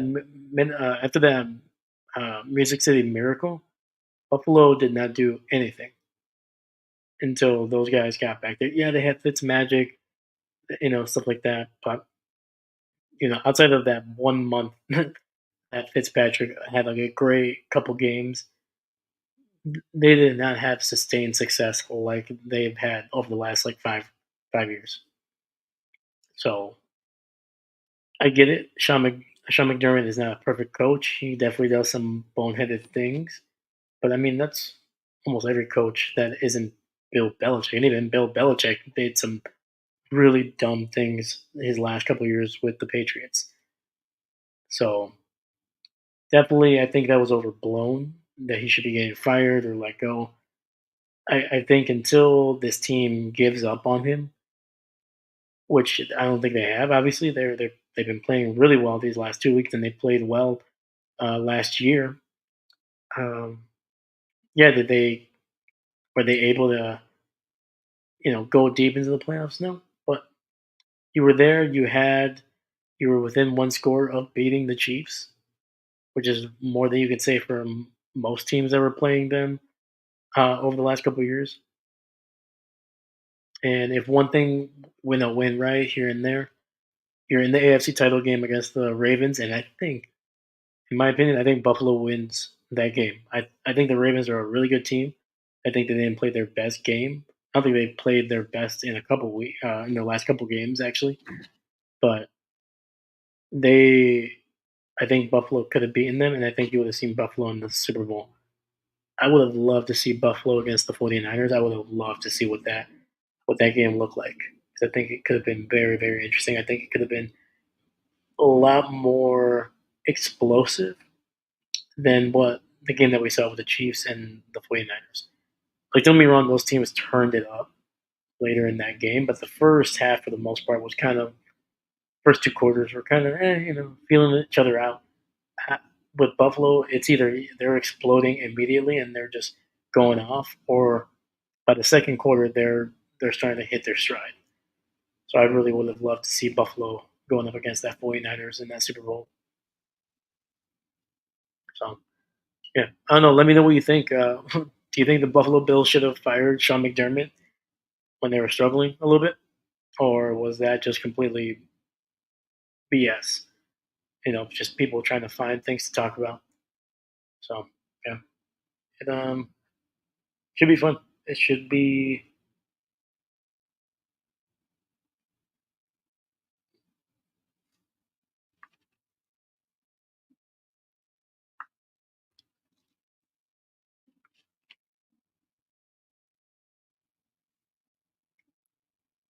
I love how Ryan Fitzmagic always always has like the weirdest stuff that he's wearing. Never help himself. He can't wear a suit. I respect it. I respect it.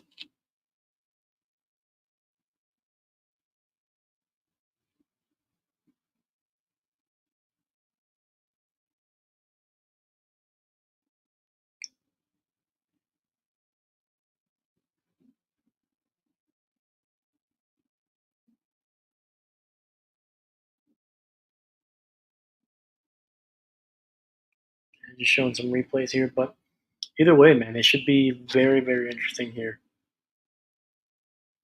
It should be a very fun game the rest of the way. I think. I'm hoping, man. If Miami can get their stuff together, this should be hopefully an entertaining second half because I don't want to watch a blowout. I really don't. I know for a fact I'm going to have to drink some caffeine here to kind of stay awake already. And this has nothing to do with the game. It's just I'm tired. But if it starts to become a blowout, it doesn't get any better. It's going to be really tough to stay awake. And it's one thing. It's like we're just not seeing a whole lot of pressure either. We're not seeing like both of these quarterbacks can scramble, and we're just not really seeing that. And granted, they don't have to. I mean, especially Josh Allen, what he's doing is working. Tua, they might need to start designing some scrambles because he's had a couple opportunities to turn it upfield, and I get it. If you can get the ball to the guy, to your wide receiver who's already downfield, you're gonna probably get more yardage than if you scrambled. But I don't know. Sometimes you just gotta energize your team, yeah, and at the same time, you gotta let that defense respect you.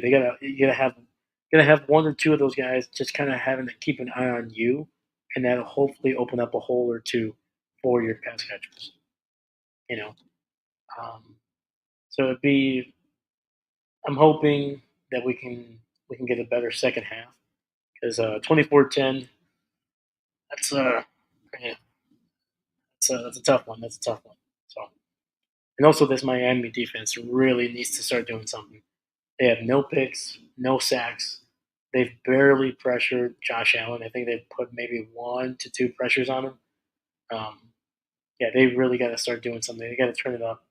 They got to take some risks. I know this Buffalo team, especially with Josh Allen, they can be explosive, but at the same time, you got to do something, man. You got to do something. But yeah, great design by McDaniel on that. That's McDaniel, Jesus. Um, great design by Buffalo by Sean McDermott on that nice little play, that first touchdown to Cooks there.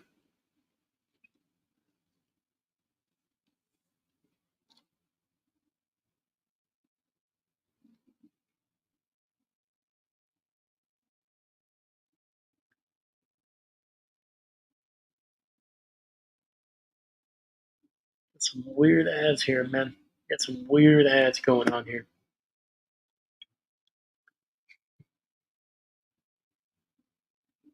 Visa accepted everywhere.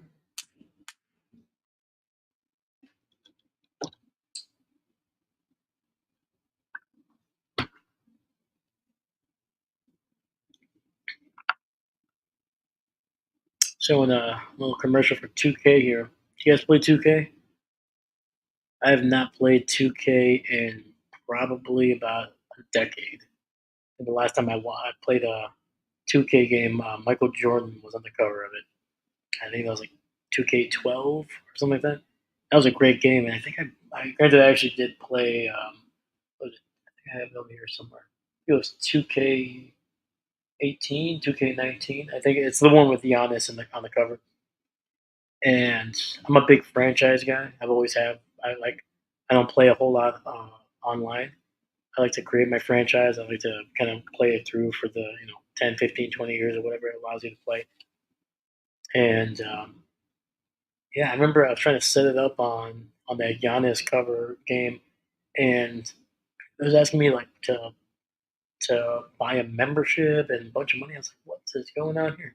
So, granted, I'm not too surprised. Everything nowadays, you kind of have to pour more money into it than the game's actually worth now. But yeah, so yeah, let me know if you play 2K. Okay, let me know if it's worth dropping 15, $20 into franchise mode to kind of get the little perks and basically basically unlock the full franchise experience. So yeah, let me know if it's worth the finish. And I always keep on forgetting there are still cheerleaders in the NFL. I'm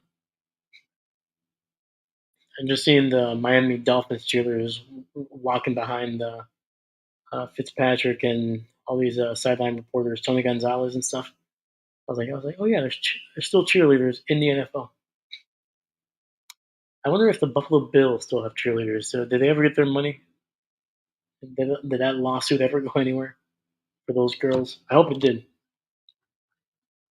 It's freaking oh my god, dude! Weren't some of them like literally like they had to pay to travel? They had to pay for the board.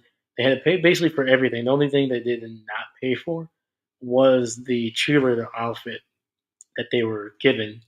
And even then, I still think it came out of like their some type of fees or something like that. So like they were they were barely making any money, and I think they were getting like they said that some of them were getting paid like 50 to maybe $120 per game, which it's insane. Dude. You're in there for just for the game. You're there for what 4 5 hours, give or take, 30 40 minutes before the game. Maybe after the game. I don't know, but at the same time, you're rehearsing. You're doing all this other stuff during the week. Do they rehearse different things for every week? Maybe not. Probably I don't know, but still, that takes time, man. It takes time. You can get injured. You can get hurt, and for all that for like less than $200. Jesus. And then on top of that, obviously there's possibly harassment thing. I think that might have been the commander stuff, but still, I wouldn't be surprised if that happened to other teams as well. So yeah, that was my way of talking about that. I just realized that there's still cheerleaders in the NFL. Hopefully, they're getting paid better now.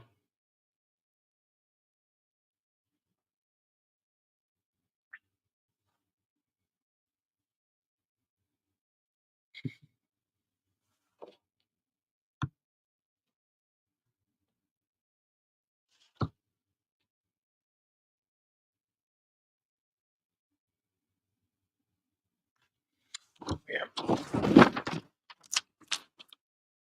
right. So we got the Ravens and Raiders on Sunday. Sunday night it's going to be Bears and Texans. That could be a good game, or that could be an awful game. Like the Texans are going to hold up their end of the bargain in terms of entertainment, but are the Bears going to play like they did in Week 1? God, I hope.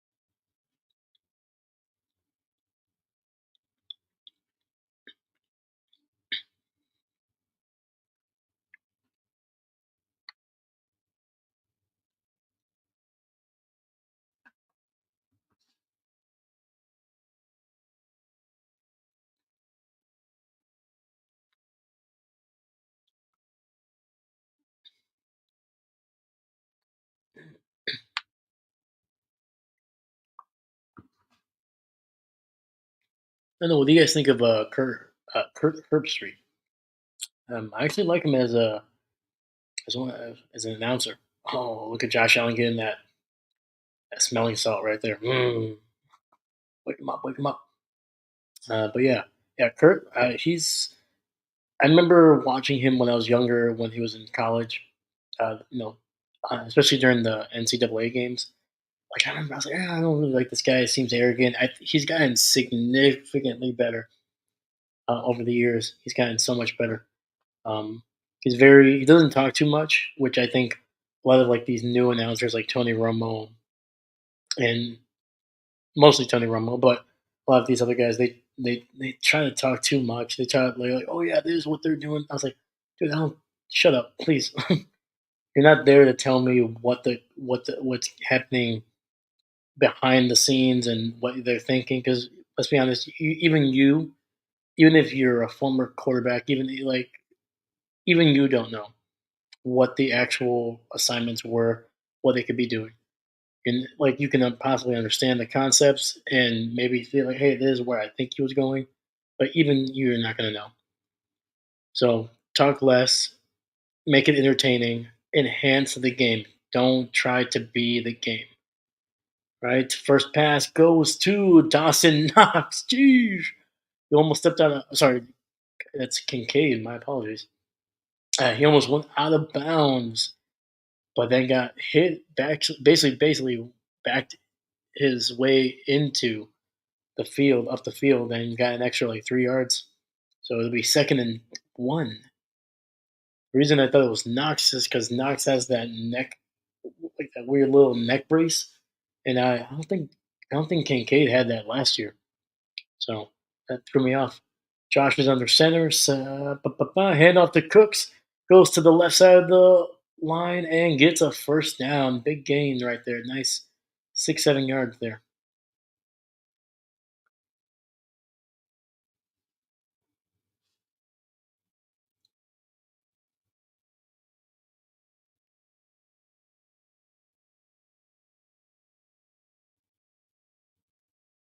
Yeah, Cook, man, very patient runner. Waited for the hole to really open up and then just hit it hard. 65 yards rushing, 17 yards receiving. They pass it to number 1. That is Curtis Samuel, the man out of they signed from Washington. Three 3 million, 3 years for 24 million. At least he had a good couple seasons there with the Commanders. Was never the number one guy, never really dominated, but once again they were looking for some bodies to really help Josh Allen. They want to make sure that they had somebody because once they lost Diggs, once they lost Gabriel, sorry, Gabe Davis. My apologies. They really needed somebody, and I think, especially with the way that they're using him, he's a very versatile guy, and that run goes nowhere for Cooks. He actually gets dropped for a loss there.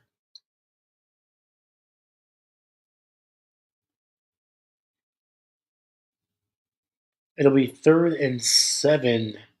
Ball will be just shy of midfield there.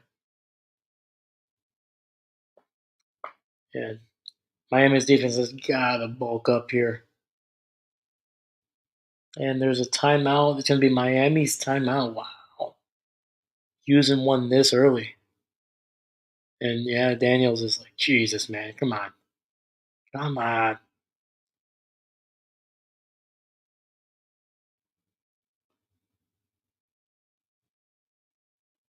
If you're just joining us, hey guys, my name is Dave. This is my channel. I'm not a coach. You'll be seeing a lot of live streams here. We're going to be talking about the game. We're going to be enjoying the game. Hopefully, there's going to be a little bit of a back and forth. We can create a fun community here. And once again, we're not going to be coaches. We're just going to be watching. We're going to be entertaining. We're still going to talk smack. We're probably going to be like, "What an idiot! How do you drop it?" But once again, keeping the perspective of we're not coaches, we're not players, so let's not take ourselves too seriously. But we're still going to talk some smack here because yeah, we pay enough for these games. Whether you have YouTube, whether you have Netflix or some type of streaming service, we pay for it so we can throw a little trash. We can talk some trash. Oh, finally got some pressure on Josh Allen there. Had to throw it out of bounds. Could not get anything on that one. That was targeting the former Green Bay Packer Marquez Valdez Scantling. Great job by Robinson. He started out on the edge and then just worked his way to the middle of the offensive line where it was most open. Almost chased down Josh Allen, forced him to throw that ball before he wanted to. And yeah, it's gonna be 4th down. Punt is off, and it'll be down at the 11 by Burrios. So Tua and this Miami Dolphins offense will start out at their own 11 here, down 10-24 to the Buffalo Bills. So I wonder if Tyreek is going to be out here playing because he left the game, especially late in there when they were trying to drive. He left the game and then he went into the locker room earlier before those last 4 seconds of the half really ran off. So we'll see. Maybe it's just dehydrated. He was sweating a lot. I mean, granted, most of these guys are just sweating, but Tyreek looked like he was struggling towards the end of that last drive.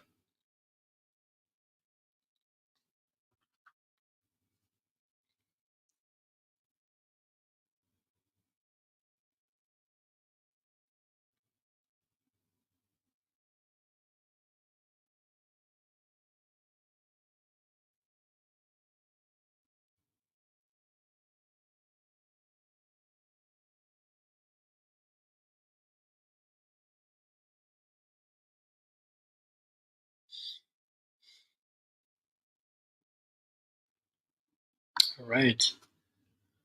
See, we have somebody watching here. If you're watching, if you can, hey, hit up the chat. Where are you watching from? Are you a Bills fan? Are you a Dolphins fan? Let me know. Uh, yeah, thank you for joining us here. Uh, this channel. It's not I'm not a coach. We're going to be trying to make some great content here. Obviously, some live streams. We're going to be trying to live stream as many games as we can. Most of the prime time stuff, because I feel like that's going to be a little bit easier for everybody to kind of come in and watch. And then on top of that, we're going to be trying to make some 22 all 22 films, just kind of breaking down some of my favorite drives of the season and going from there. That'll be starting around hopefully sometime in October, early October. There's already a couple more games already there that I can choose from, and hopefully it'll be fun and entertaining. Once again, I'm not a coach. I'm not going to pretend to be an expert here, but it's going to be fun to break down some of my favorite drives. Just kind of looking at the concepts that they use, and that'll be kind of fun to see. Hey, what did this motion? How did that influence that defender, and vice versa. So, yeah, hope you stick around for the rest of this game and hit up the chat when you can. I appreciate you. Thank you. And it's a handoff to Devin Achan. Goes up for about 2 yards. It'll be 2nd and 8. There is 12. Clock is running. Under 12 minutes left in this third quarter. Oh wow! It looks like one of the Buffalo players is down and going to be. He's injured and he's out for the game. One of their linebackers. They are really thin at that position. I think we were talking about this earlier. They were coming in already with some injuries.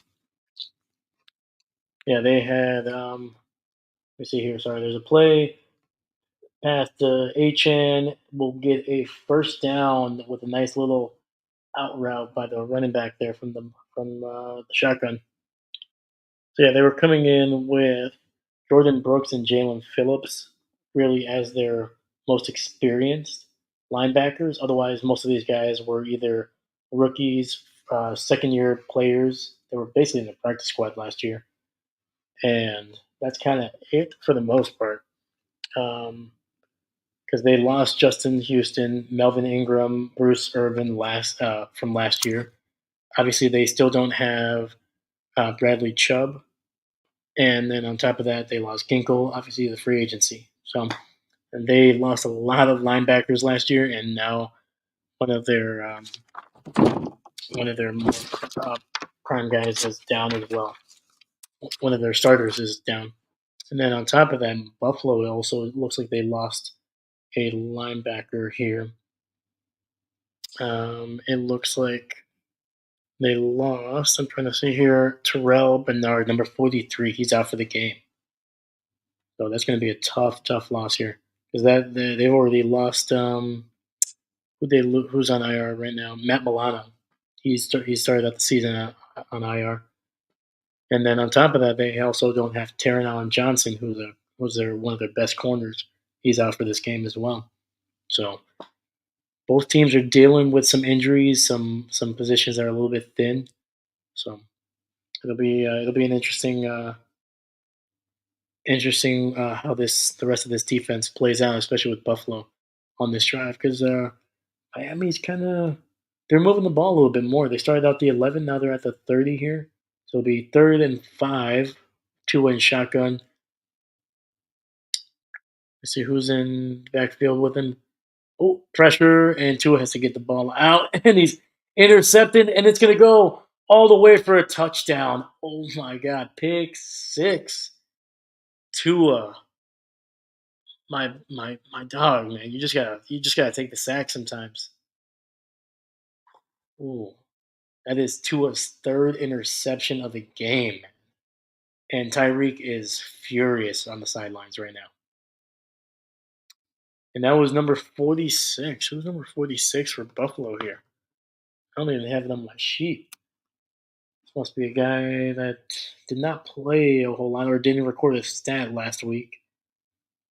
See here, his name is Johnson, so I'm gonna have to look him up when I get a chance here. But yeah, Tua basically the defender was basically in his lap. I'm trying to see who it was, but pressure almost immediately.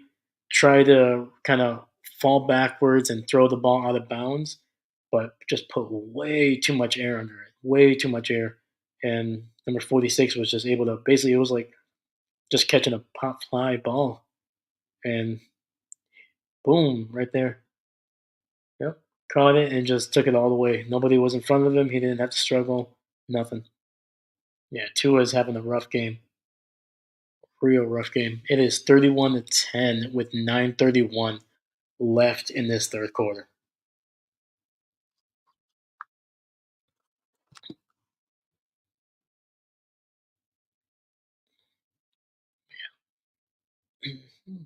But yeah, what do you guys think so far of this game? What do you think is going on with Tua? Is it 'cause, that's the first time that he's really been pressured like that in the entire game?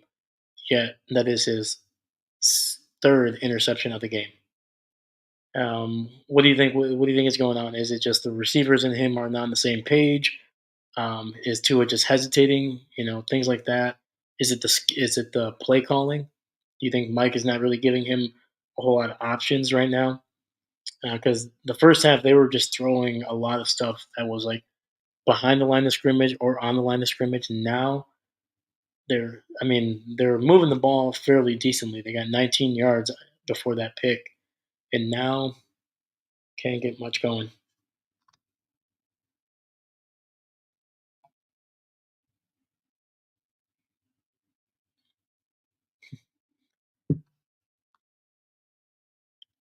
Yeah, I don't know. It's gonna be an interesting. It's gonna be interesting how Mike McDaniel, because like the guy's a bright guy. Obviously, like he's a little bit of a weird guy, but I think that it works to his advantage. Um, but I want to see how he gets this going because this Miami offense is just way too talented to be playing this badly. It's way too talented. Like they got Tyreek, they got Jalen. I know Buffalo is has some good players on defense, but for the most part, it seems like all these turnovers and these mistakes have been self-inflicted. And is it the play calling? Is it the scheme? What's going on? It's going to be very interesting what they do because I can already tell you I don't think they're gonna be coming back in this game. I think Josh Allen is too talented of a quarterback for them to basically for Miami to come back and just you know take it. Um, this is not Jacksonville. No offense to Lawrence. I think he's a very good quarterback, but I think his team around him is not as talented as either of these rosters that we're watching tonight. And even Arizona, the same thing. I think they have a lot of talent, but I think they're young, especially that offense. They um, really overturned that offense over the last couple of years.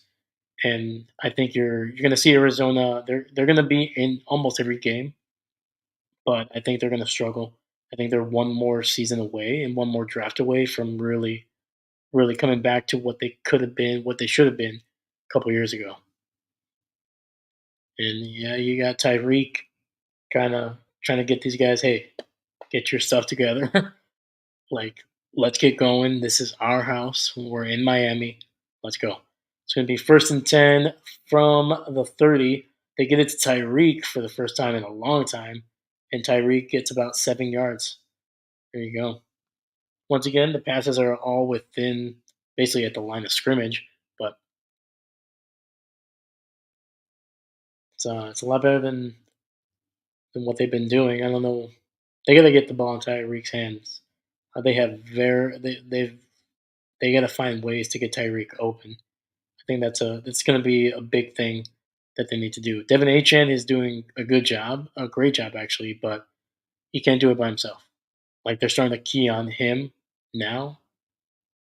So yeah, toss to the running back number 25. I still have no idea who that is, and he goes nowhere. He loses 2 yards on the play. So it'll be 3rd and about 5, I think. So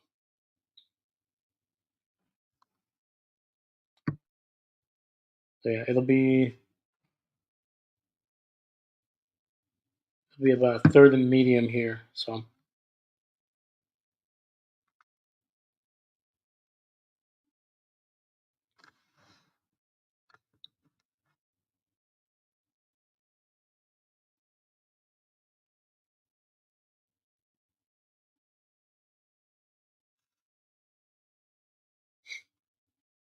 Tua up the middle, down the side, actually down the seam, sorry, to number 17. That is Waddle. Big gain. Gets taken down at about the 45 of Buffalo. There we go. Heck yeah. Finally. And they're highlighting Von Miller right now. Did he get free? Oh, nice spin move by Von. Great spin move. That's vintage. That's vintage Von Miller, man. That tight spin move that he does. So good.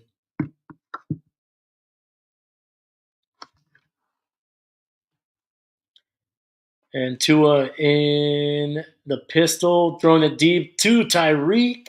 Did he get both feet in bounds? And they're saying no. Yeah, that ball kind of hung in there just a little too much. Just a little too much. Let's see here. They're going to show a replay. Did he get both feet in bounds? Yes. Nope. He dragged that right foot, but that first foot, that toe was on the line. Almost had him.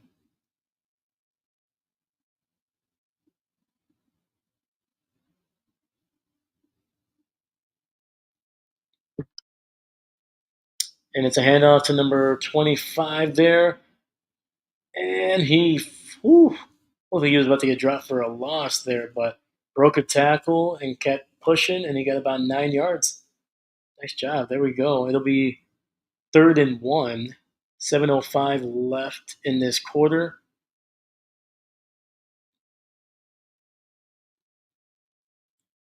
I really got to look up who number 25 is here, because it looks like he is going to be a little bit of a key factor in the rest of this game.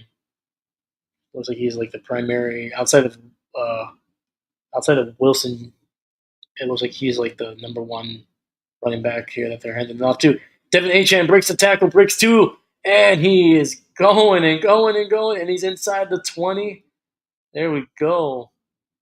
The little man, dude, getting small, broke the line of scrimmage, broke a tackle almost at the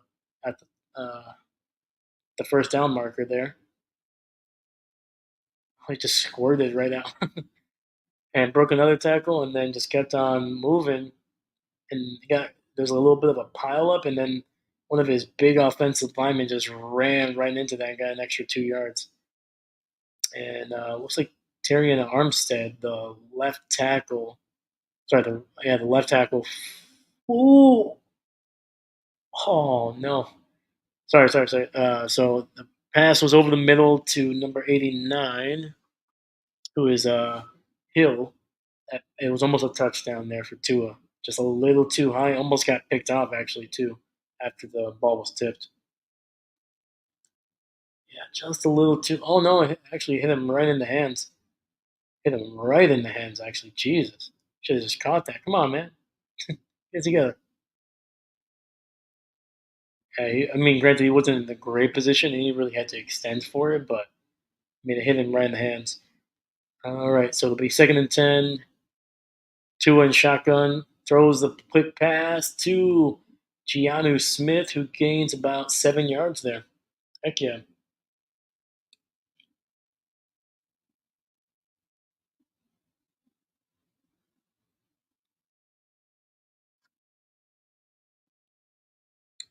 Number 25 is Jalen Wright. That's who that is. Okay. I was like, who the heck is this guy? Gotcha. The rookie. The rookie out of Tennessee. That's why I was like, who? I've never seen this guy play with the Dolphins, but he's a rookie. That's why. Pistol, handoff to Achan, who goes nowhere, loss of about 1. Man, they got blown up on that one.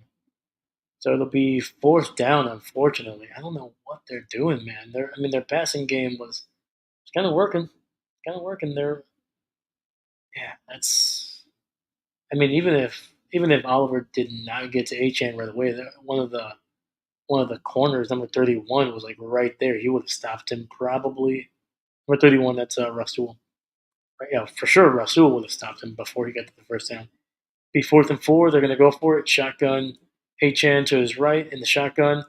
Tua scrambling, running, and gets oh no, oh no, he got the first down, but the way when he tried to lower his shoulder for a tackle, I think he got knocked out. Like, oh Jesus, ooh, yeah, this does not look good. I don't know if you've ever seen boxing guys. Like, I remember, like, granted, you don't see this as much anymore, or the UFC actually you see it more. Like, remember when those guys get like knocked out and their body just goes stiff? Yeah, that's what Tua was doing, but he was still moving. He was like trying to like he was like sticking his arm out for somebody to like, hey, get me up, but like his fingers were like they're like basically like this, like his body just seized up on him, but his brain was like still trying. Oh, dude, especially like 2 years ago, man, when you were like with all the concussion stuff that he's dealt with, that's not any good, man. Damn. Like I was saying, he should scramble. I mean, it's like not like that, man. Like get the first down and go down. Like he got the first down, but I get it. He was trying to get people, he's trying to get his team going. He's trying to lower his shoulder, but man, that sucks, man. It sucks. Hope he's okay. Yeah, I hope he's doing okay.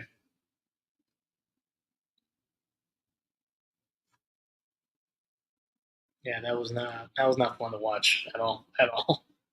That sucked.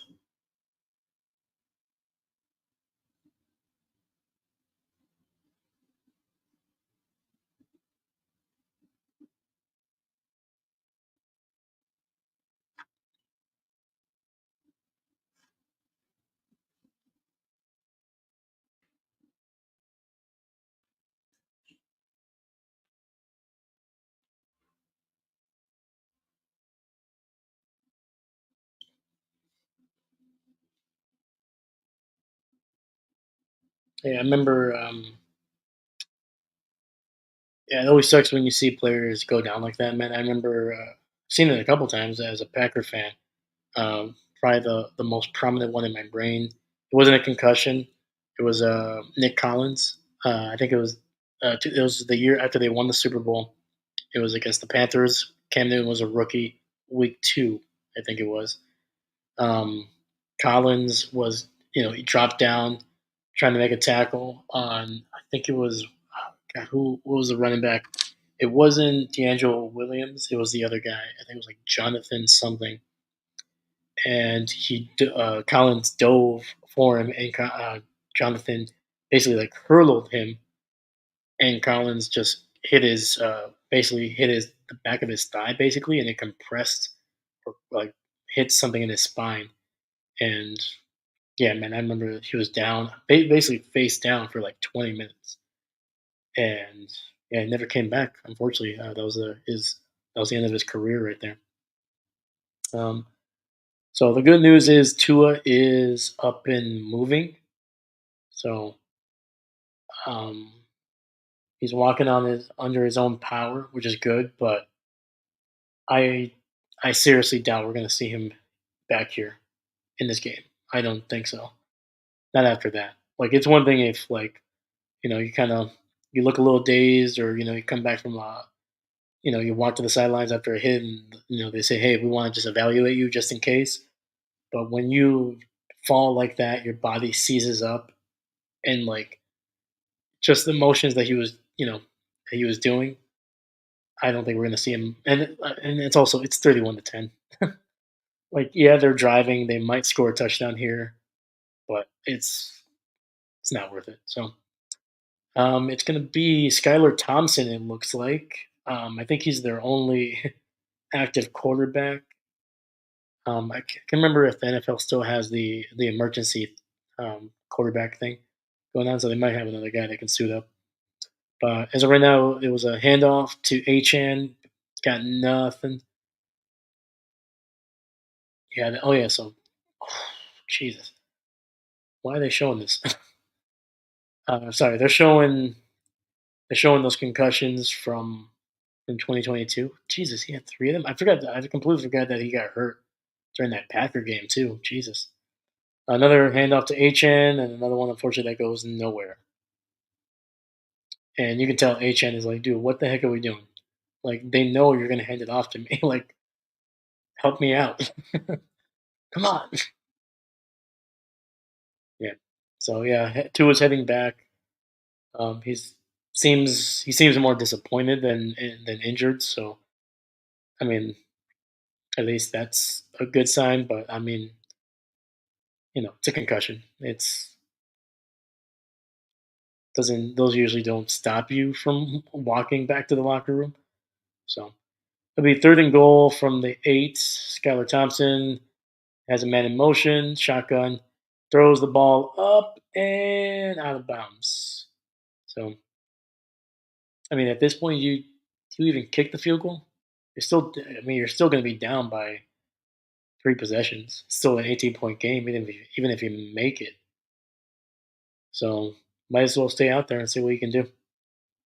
I mean, if you're going to go for it on fourth, I probably would have run a different type of play, maybe get a little closer. But I mean, within 8 yards, you should be able to. Basically, almost any play should work. So, Skylar Thompson in shotgun has Wilson to his right, a bunch receiver to the left, and there is a. Looks like the play was stopped here,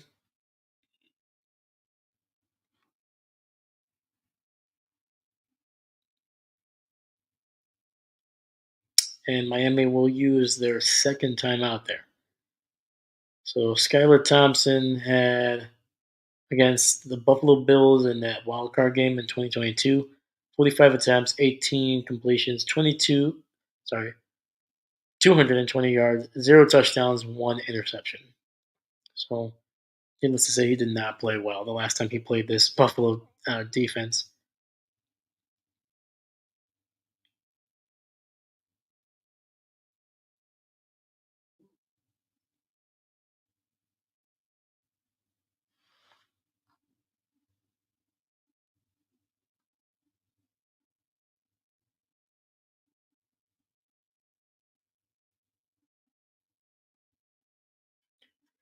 Shotgun, 3 receiver set to the left, HN in motion to the right, and sack. Immediately, Von Miller got to him. First man there. Vaughn just beat that dude just to the edge there right away. Dang. Oh, you know what's even worse? The man that tackled Tua when he got hurt was DeMar Hamlin. That must suck for DeMar, man. Just yeah. I mean, that would suck for any player, but like especially with with how traumatic that DeMar's situation was when he was on the field, just to have another, you know, to basically be not the cause, but basically be the guy that was like the closest to the guy that just got hurt, basically just concussed, and yeah, that sucks, man. Hopefully these guys are. Hopefully he's to his okay. Dang, dude. So that's God. How many? I mean, so he had 3 concussions in 2022. How many concussions has he had since, and how many did he have before? 'Cause I'm pretty sure in college, I think he had 1 or 2 for sure that were like prominent. They were very prominent. So it's unfortunate. Yeah, man. Hopefully he's okay.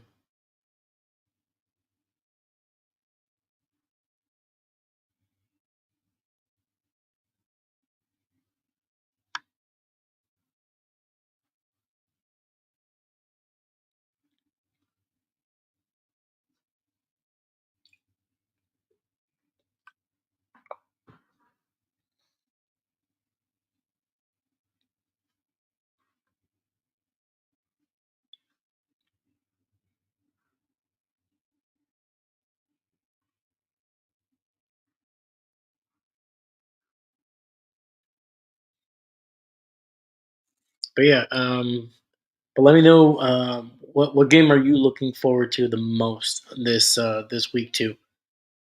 Obviously I'm looking forward to the Packers and Colts. Unfortunately, Jordan Love is not going to be in that game. It doesn't look like it, at least, but I'd be very doubtful. I'd be very surprised if he even plays that game at all. So it's going to be very interesting. Malik Willis. Uh, I, there's a lot of Packer fans who are like, "Oh, he's going to be awful. He's going to be this or that." Who knows, man? I'm not saying he's going to throw for 500 yards by any means, but the kid has talent. He can throw the ball like a son of a gun. He's athletic enough to move out and in and out of the pocket, and his accuracy is not awful.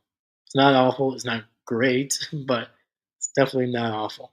So hopefully, I guarantee you, Lafleur's gonna be smart with him. He's not gonna try to do anything crazy, but he will definitely put him in the best position to succeed here. Jesus, Von Miller, man. Von just destroyed that tackle, man. Look like the Von Miller of the Denver right there, man. Look at Josh McDaniel, man. He was just like, why, God, why? Second and two.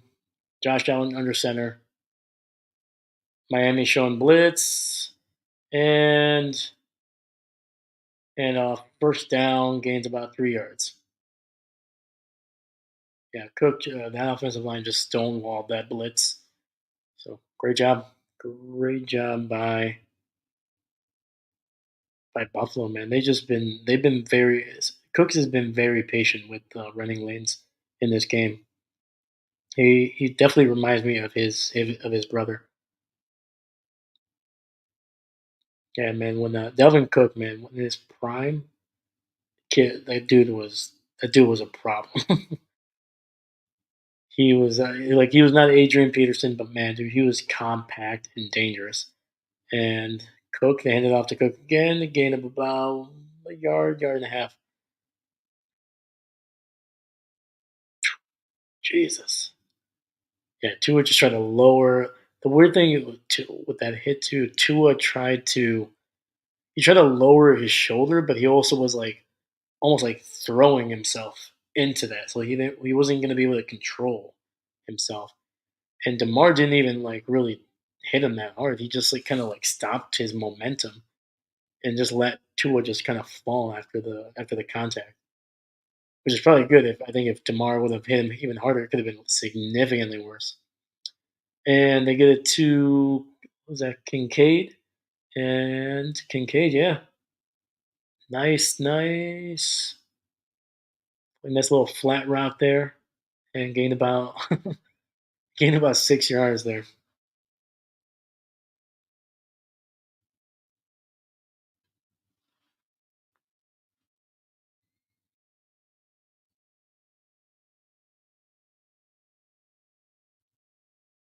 All right, that is the end of the third quarter. It is Miami 10, Buffalo 31. This is exactly what I was not hoping not to happen. It's going to be a long game, man. Unfortunately, because I don't think Skylar Thompson. I mean, the fact that they basically ran the first two plays, they just ran it down the middle, got nothing. The second one, they just basically threw it away, and it didn't seem like they even gave him an opportunity to really try to score until that fourth down, and even then, obviously Von Miller just blew that up and said no, no, thank you.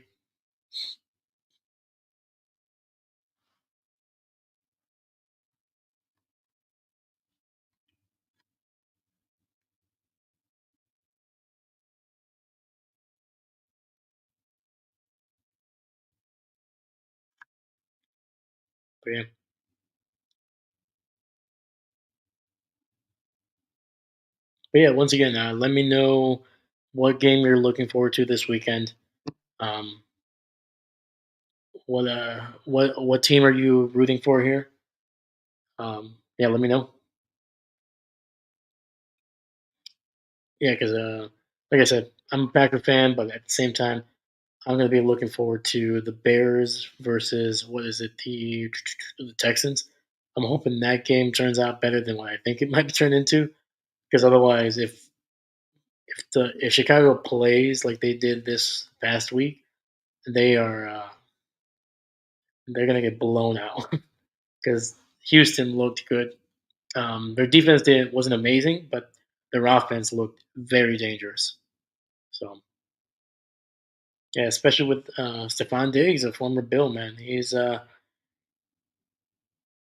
looks like he's a lot happier than he was his last season with Buffalo. Um, yeah, I'm very curious of what brought that on. Was it Buffalo was tired of him, or was it the other way around? Because because I mean he was productive. I mean his last year he was expensive, and he didn't play a whole lot because he was injured. But I mean when he was healthy, man, he for the most part he was on it. So yeah.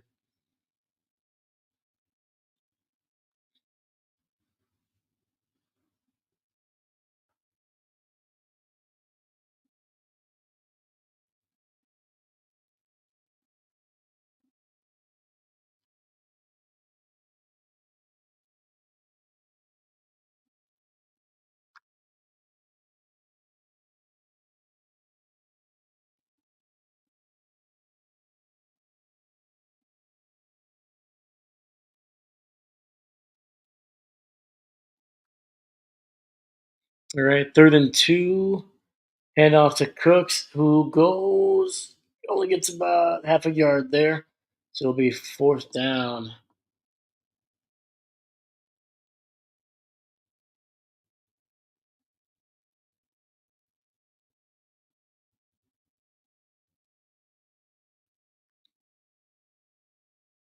And it looks like they are gonna punt the ball there.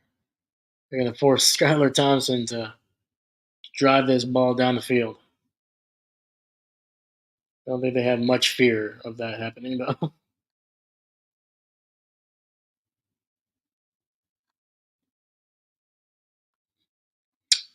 And punt goes into the end zone. They will get the ball. I forgot, is it still the 20? All these dang rule changes on the special teams, man, it's throwing me off. I'm pretty sure they still get the ball at the 20 there.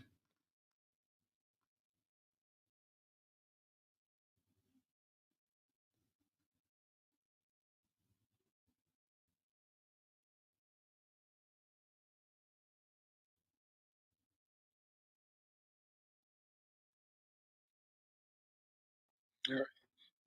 14-14 on the clock here.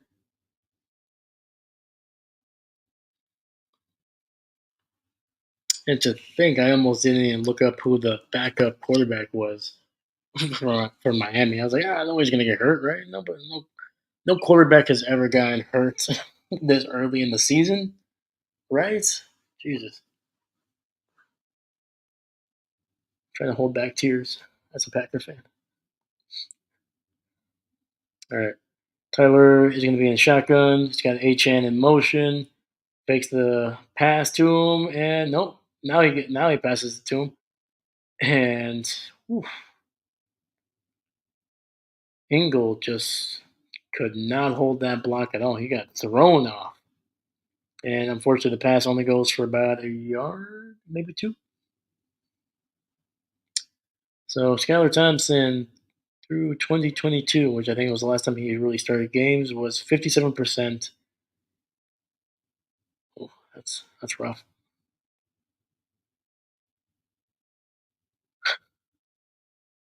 So they just showed two Miami offensive linemen looking at each other. They're like, "Can you believe this is happening? Jesus!" All right, Skyler passing it to Achan. Big gain. Nice, nice, nice, nice. About, let's say, a gain of about 13, maybe 14 there.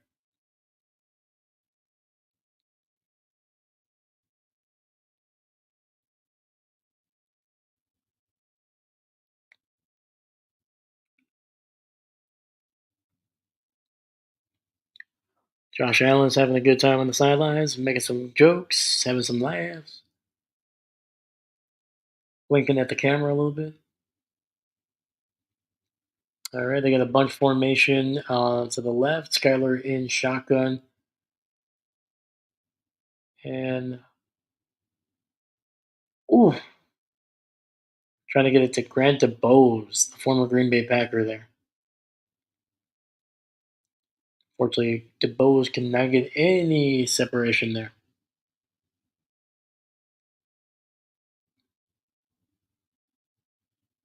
Yeah, they had Jalen Wright, the number 25, the running back. They had them split out in that bunch.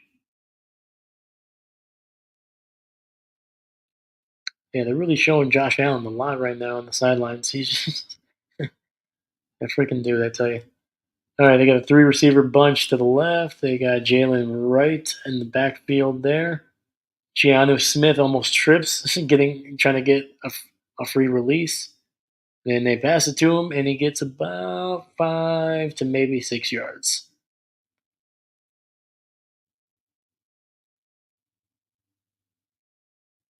Why are we watching Josh Allen's pistachio video of pistachio farm here? Is that what it comes to, guys? Come on. I mean, the game's not that boring. Jesus. Come on. It'll be 3rd and 4.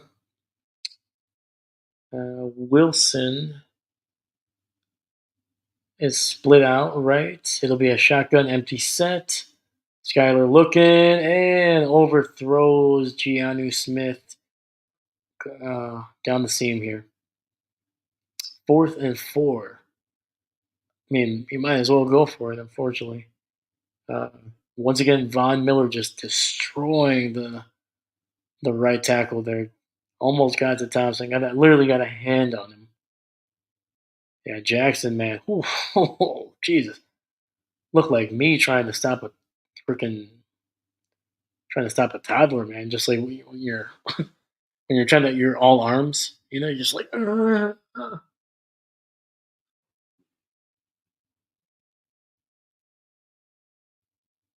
Yeah, and I said stop a toddler. Those kids are dangerous, okay, man? You gotta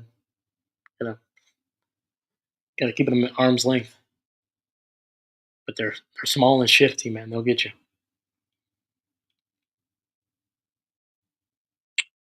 Fortunately, it was a false start on Miami, so they'll push them back 5 yards. It'll be 4th and 9.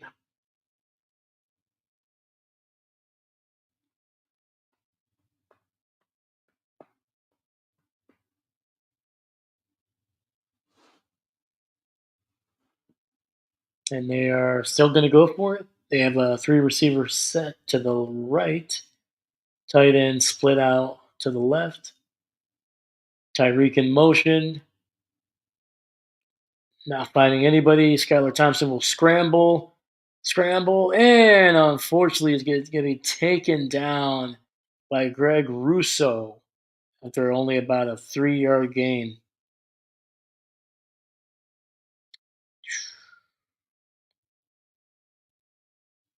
Dang. Gotta give Skylar credit, man. He tried.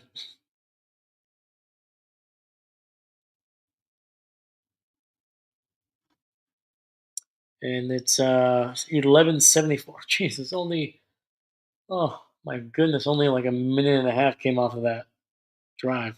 Jesus. So it'll be close to 12 minutes left in this quarter. It is 31-10 Buffalo. If you're just joining us, unfortunately, Tua Tagovailoa uh, suffered a concussion while trying to scramble inside the 10. It was pretty bad. It was not great to see. Body went stiff and everything. It was not great. He's been completely ruled out of this game. Not surprising at all. And right now, the Miami Dolphins, they were struggling even when Tua was here. They are struggling even worse with Skylar Thompson at quarterback. Buffalo, they started out kind of slow in the beginning, but since then they've just been able to do almost anything. that they wanted, except for that last drive. But honestly, they're just at this point. I think they're just trying to run out the clock. They weren't really trying to run too much of an offense. So yeah. So we got about 11, a little over 11 and a half minutes left of this. So it'll be interesting what if Miami can muster up any kind of offense the rest of the game. I'm hoping that they do, not just for the game's sake in terms of entertainment, but I'm hoping because once again, Miami they have a talented team, very talented offense, but they have struggled immensely against this defense. And I'm hoping we can see Tyreek, Waddle, Achan, and even the tight ends here. I'm hoping we can see them kind of help out Skyler and kind of get open, make some plays here for him, so we can kind of get this team, this very talented team, get their mojo back, man. Especially over the last this last like quarter and a half, they have not looked like a team that feels like they can win this game. Even before they went down, even before Tua went down, they looked frustrated. They looked defeated on the sidelines. Even before halftime, they were looking kind of rough. So just for morale's sake and getting some good film on tape, hopefully they can kind of put up some points here. Josh Allen is still in the game, 1st and 10 at the 39. They hand it off to Davis, who gets about 3 yards on the play.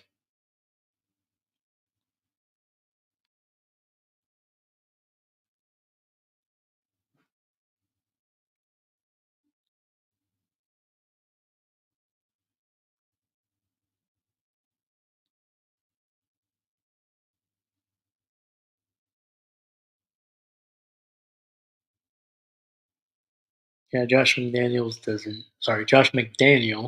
does not look happy at all.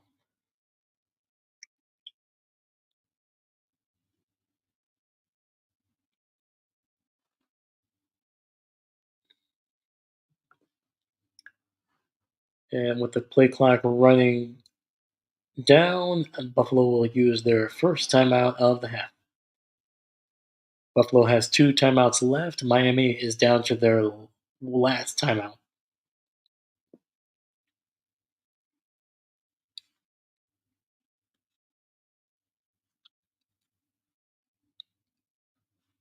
What do you guys think outside of this game? Because I think this game is going to be kind of settled here. What do you feel like is going to be the outlook for both of these teams?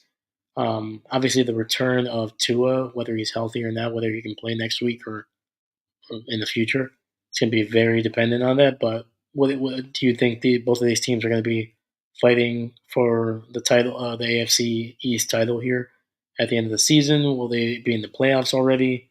What do you expect? Let me know in the comments. Yeah, yeah, yeah. I think obviously I think Buffalo. I think they have all the talent. I think their offense is gonna definitely look a little different with some of the players that left, especially their top two wide receivers. I don't think any of these guys now can replace that production at the same level and consistency. But when you have a quarterback like Josh Allen, and if this offensive line can protect and get some. Sorry, I'm like looking at the offensive linemen here. They're weirdly lined up, and it's a pass to Shakir to the right sideline, and it's going to be a first down here. Big gain on that one. That's going to be inside the 30 for the Buffalo Bills. Kind of give the inside pass rushers a free release like Brooks and we'll say I think David Long Jr. got a free release on there, and Josh was able to get the ball out quickly to Shakir and get a first down. But yeah, it's going to be very dependent on how consistent and how up to speed these offensive playmakers for Josh Allen can get up to. Because if they can If they can get up and gel really quickly, I think this could be one of the best teams in in the NFL. Which surprise, surprise, I'm saying the Bills can be one of the best teams. We get it. They've been one of the best teams for the last 4 years at the very least. But they definitely did lose a lot of guys on offense, a lot of big playmakers, Stephon Diggs, Gabriel. I think they lost an offensive lineman as well. I think it was Mitch Morose. I think they lost I think it was their center. So, same thing with this defense. I think part of it is getting healthy. Like I said, they lost a lot of production over the years. And it's a handoff, and the running back slips. Loss of about a yard or two. It'll be third and long. So clock is running. It's going to be under 8:30 left in this game. If you've been enjoying this stream so far, please leave a like and comment. That's going to help out this channel, obviously, as this channel is starting out today. Please leave a like, leave a comment. Let me know if what you liked about this stream, what you maybe even what you didn't like. Trust me, I'm not sensitive. I can take criticism. This is my first shot at doing this. Trust me, it's not going to be perfect. I already have some notes for myself. So um, yeah. If you can leave a like, subscribe. We got some more content coming up this weekend and the rest of the football season. It's going to be some fun stuff. So I hope you stick around for the ride. Thank you.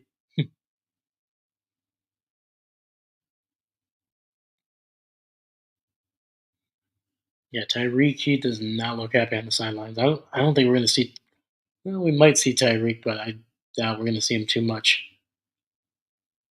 So there'll be third and 11. Clock is stopped at 8:08, and Buffalo used their second timeout there.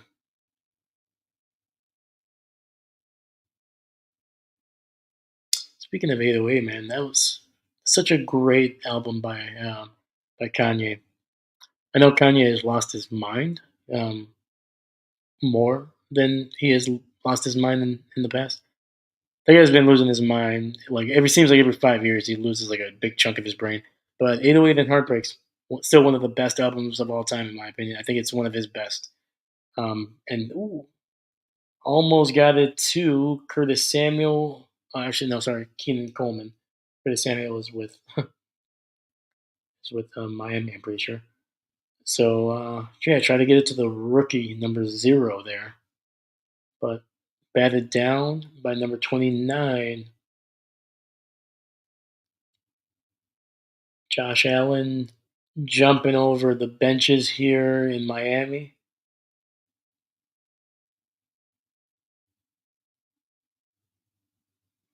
So they're going to be settling for a field goal, be a 45-yard field goal for Bass. And oh, jeez, that thing looked like it got blocked there. Either that or he just knuckleballed it. But it is no good. That one is wide, wide, wide, wide left. Dude, that missed the post by like 15 yards almost.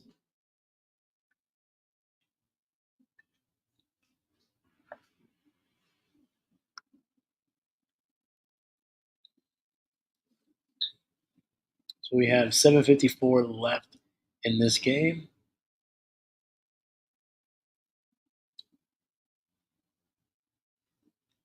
So as of right now, this game and with this game, these are the stats. It has not been a great game, even though there's been 40 points scored here.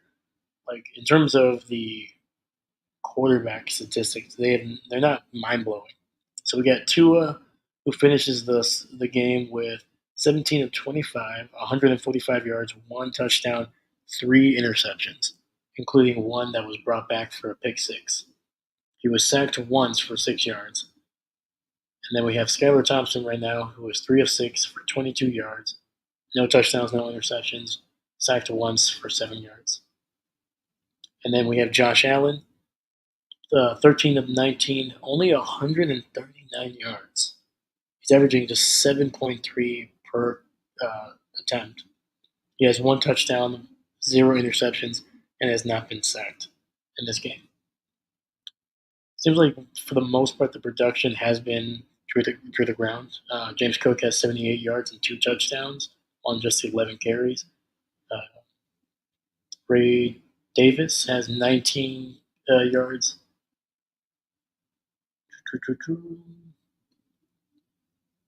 Buffalo's leading receiver is Shakir with 5 catches for 54 yards. James Cook has the touchdown, the only receiving touchdown for the team right now. So he has 3 touchdowns in this game, 2 rushing, 1 receiving. And his total yardage is at 95 total scrimmage yards. So James Cook is having a very good game. Not a great game, but a very good game. Yeah. David Achan, 21 carries. He's carried the ball a lot. 21 carries, 90 yards, which is pretty impressive for the amount that. Pretty sure he's had like 6 carries that have like gone either for no gain or less. So so he's been productive. I think he's been their best player by far in this game. Leading receiver for Miami is Giannu with 6 catches for 53 yards. Devin Achan also has the only touchdown. It was a receiving touchdown. On top of his 90 yards rushing, Achan also has 37 yards receiving with 1 touchdown reception. So, so both primary backs for each team, they've by far one of their best games. Actually, let me double check what Cook has in terms of. Oh yeah, Cook had 17. So yeah, they're both close to 100 yards or more. So Skylar Thompson throws the ball and it goes for no gain. Fortunately, 2nd and 10 there. Clock is running. 7:25 on the clock there. Tyreek is on the sideline, so we're most likely not going to see Tyreek for the rest of the game. Nice. Get the most out of it. Jalen Wright with a carry. Fortunately, I'm pretty sure he lost a yard or two there, but it could have been a lot worse. So Miami has 3 more games. They got Seattle, Tennessee, and New England, and then they get a bye. So the Seattle game, especially if they don't have Tua, that might be a little bit of a struggle. But Tennessee and New England should be winnable games with or without Tua. You got Tyreek and Waddle on the sidelines. They're having they're laughing it up a little bit. 3rd and 14, pass to Achan, who, holy cow, oh my God, he breaks 2 tackles to get a first down. 3rd and 14, and he wasn't touched until about 2 yards past the first down marker. So a massive gain. I think that will bring him up to, yep, I'll bring him up over 50, so that gives him 6 catches for 53 yards, which he is now tied with Giannu for the lead in this game. So, like, I get it. I get that you don't want to have any more guys injured, especially like guys like Waddle or Tyreek, but come on, man. Can these guys can be out there running some routes? No. So they handed off to Achan to the left, gains about 4 yards.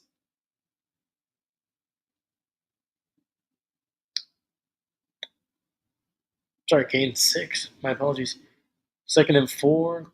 Clock is running. Under 5:20 left in the game.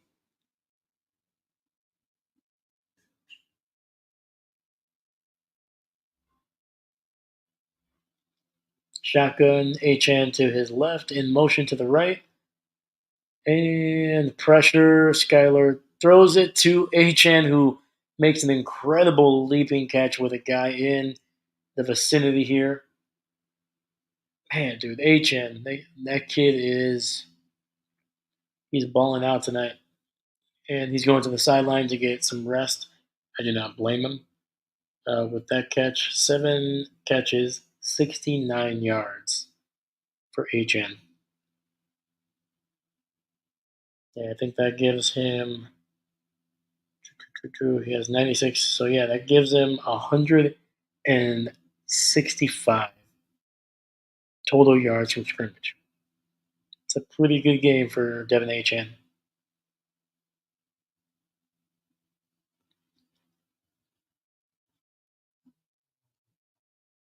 And it looks like the clock is stopped. I'm just trying to see who called the timeout here.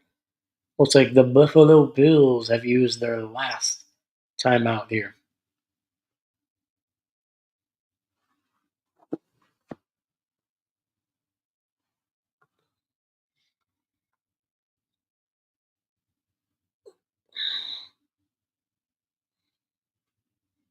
Yeah.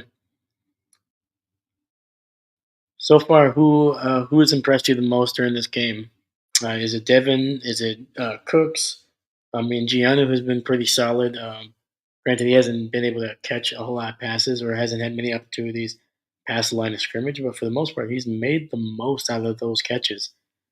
Um, his longest is 15 yards, and I'm pretty sure a good chunk of that was, you know, run after the catch.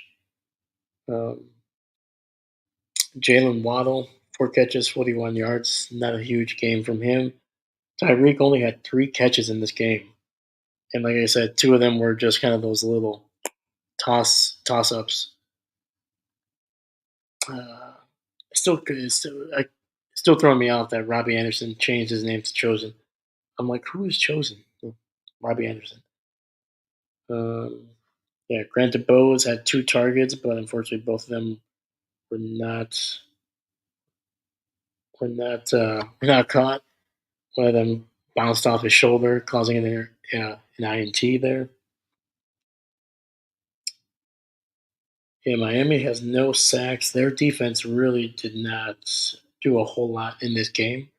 No turnovers, not a whole lot of pressure at all, really. Um, yeah, it's a kind of a whole team issue here for this game.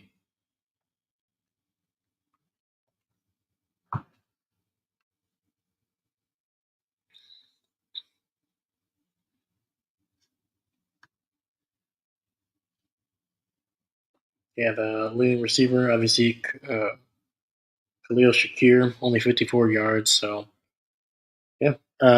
If you had to pick an MVP for this game, who would it be here? Would it be James Cook for obviously his 3 touchdowns and nearly 100 yards from scrimmage?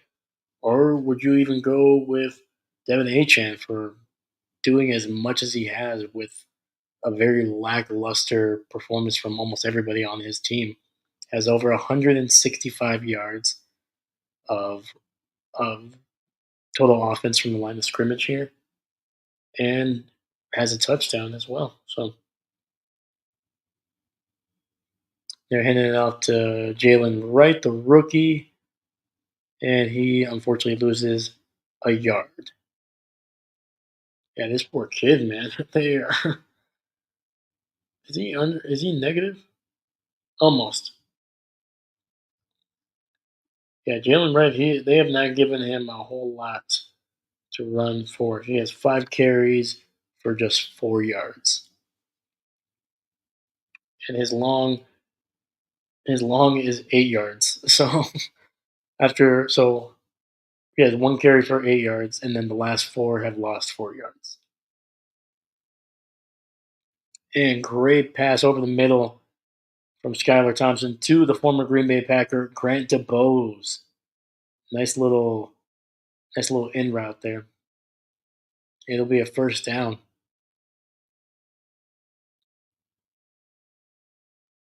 Got a Buffalo Bill fan wearing what looks like an old style hockey helmet, just holding up a big giant flag of a red buffalo.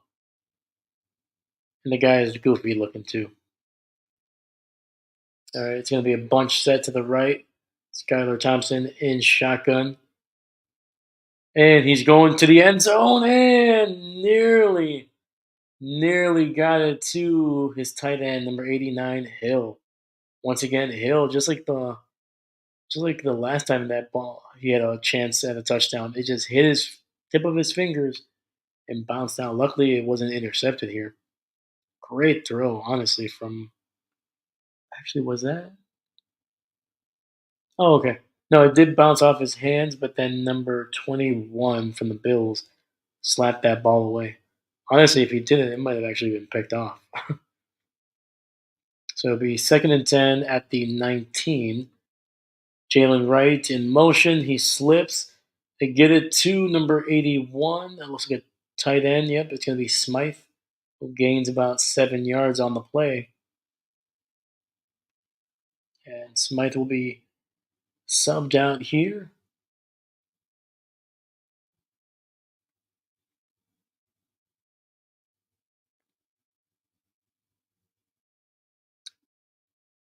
Tyreek is still on the sidelines there.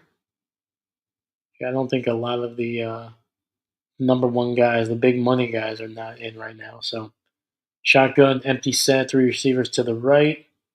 Number 9, Gianno Smith in motion, and pass is nearly intercepted by Benford. Ooh. That ball was way behind the receiver. There must have been a miscommunication on that one. Like he was trying to throw the ball to Benford. Jesus. So it'll be fourth and 2. There is just 2:08 left in this game. So Miami has a timeout. They have a 2-minute warning, but it's all going to depend on whether they can get 2 yards here. And shotgun running back splits out to the seam. And pressure incomplete, batted away by number 24, Bishop. That'll be a turnover on downs. 2:02 still left in the game, so we still have a 2-minute warning. And dang, man, Miami.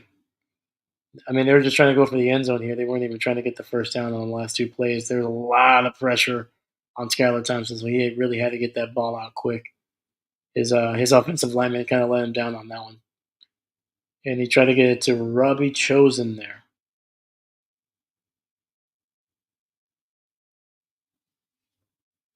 Great job.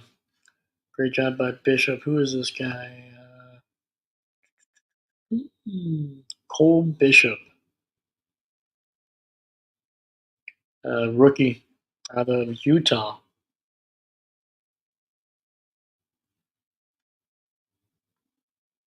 He was their second round pick number 60 here this past year.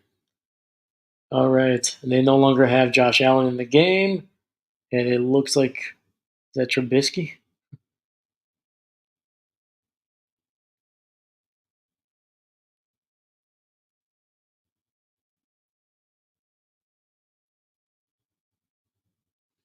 And they just hand the ball off to their running back, who gains no yardage, and we hit the 2-minute warning. It's going to be 1:57 left to play, and I guarantee you the rest of this is just going to be, you know, kneel downs and probably a punt. All right. Well, thank you. If you've been sticking around for this entire game, thank you so much. I wish it was a better game. I wish it was a little bit more interesting. I wish Tua didn't get hurt because I feel like, especially in that drive, man, they were driving down. I think they would have scored a touchdown. Um, yeah, it's just really disappointing. Um, this game, it just had all the makings of a great game. I mean, both these teams put up points last week.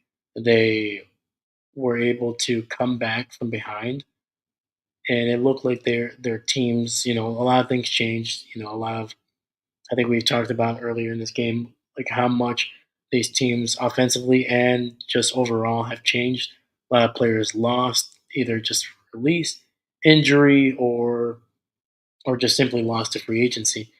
So it looked like in the second quarter of last week, both these teams really just started to find a little bit of a rhythm, and I was hoping that they would continue that this week, but not the case. Looks like Buffalo was really the only team that really found its rhythm after the first couple drives there, and it looked like I said, it looked like they were like Miami was starting to get its group back a little bit with that drive, and then unfortunately Tua got hurt, and it just seems like all the energy from the team as well as the stadium just kind of went out when Tua went down. Which, especially the way he went down, the way he looked, it was a rough look. I'm just happy he was able to get up and walk off the field himself. And he looked fine. He looked more disappointed that he probably knew he was not going to be in the rest of this game. So, but yeah, let me know what you thought of this game. What was your favorite part? What was your most Oh my god! Sorry, they're just showing this guy who was just no shirt, big old Buffalo Bills chain. Jesus, respect, respect it. I don't think I would have the courage to do it, but respect on the man. Jesus, man, look at this guy. This guy. Oh my god, they're showing a guy with a Batman Buffalo Bills tattoo on his chest. Hopefully, that looks real. If that's real, respect. Oh, Jesus. Ray Davis, man, just barreling through people, man, right up the middle, and then got met like probably like 3 or 4 yards before the first down marker, and then just carried these guys all the way to for a first down. With that, it's gonna be over. Miami's not using their last timeout. Clock is running under a minute 30 left, and most likely just gonna be a couple kneel downs, and we're gonna be going home. So yeah. Once again, let me know what you thought of this game. What was your favorite part? Um, what was your thought when you saw Tua go down? Unfortunately, that sucks. It's actually probably don't. Yeah, it's really disappointing. I was hoping to see a great matchup because I think this can be a great matchup. I think the Bills really started to find the rhythm, and I think Miami is still trying to find their identity for the season. Obviously, losing your number one quarterback does not help, but even then, 3 interceptions before that happened. This team was struggling. I don't think I don't think Tua was going to bring them to victory in this one, but I think if he would have stayed healthy, I think there would be at least one to maybe two more touchdowns in this game, and I think it could have been a little bit more interesting, especially down the stretch. So that is the last kneel down in where there's going to be it. It'll be Miami dropping down to 1-1. Buffalo Bills starting in the season 2-0 with a victory, obviously in the division with this one. That's going to be huge for them. And the final score will be Buffalo Bills 31, the Miami Dolphins 10. And I'll be sticking around a little bit just after this game, just for a few minutes, just to kind of wrap up some things here, and then um, kind of once again talk about what you can expect in this channel. What can you expect, and not only in terms of live streams, but in terms of content from me, and kind of what I want this channel to be, and hopefully it can be a good community for you guys. So, yeah, all right, let's close this out. All right. All right. So once again, I see that there's two people in the chats here, so I want to say thank you very much for sticking around the entire game. I appreciate it. I really do. Um, it obviously could have been a better game, a little bit more entertaining than it could have been, but I do appreciate you sticking around. So just kind of one more time. Hi, I'm Dave. This is my YouTube channel. I'm not a coach. It's a little tongue in cheek. Obviously, once again, the the kind of the thought behind this is when we watch sports, we always do. Every single one of us does it. We always think, "What an idiot! Oh, why are you making that play? Dumb decision here and there." Come on, we all quarterback coach from the couch. We all coach up from the couch. So, just to kind of make sure that we don't ever take ourselves too seriously with what we do here on this channel, even though we're gonna have some fun. Don't take it too seriously. Always a reminder. I'm not a coach. Um, Breaking down some film that we're going to do with 22. We're going to have some fun with that as well. I'm going to do what I can to make it informative as well as entertaining. But at the same time, I'm not going to pretend to know exactly what the reads should have been, what the quarterback should have been doing, this or that. Because once again, I'm not in the film room with them. Um, I'm not their coach, and at the same time, I'm not even an NFL coach at all. So it's just going to be more of what I think is going to be. That's why I actually chose to say especially those 22 breakdown films that we're going to do here in October. That's kind of why I want to be like, what is my favorite drive? What was the one that when I watch it, I was like, oh yes, perfect, beautiful. That's going to be more about positivity instead of saying, oh, this guy, his footwork here was wrong. His technique needs to work. This or that. It's not going to be really too much of that unless it's like noticeable. Um, but for the most part, it's going to be just one of my favorite drives of the week, or one of my favorite drives of the season so far, and that's kind of going to be that.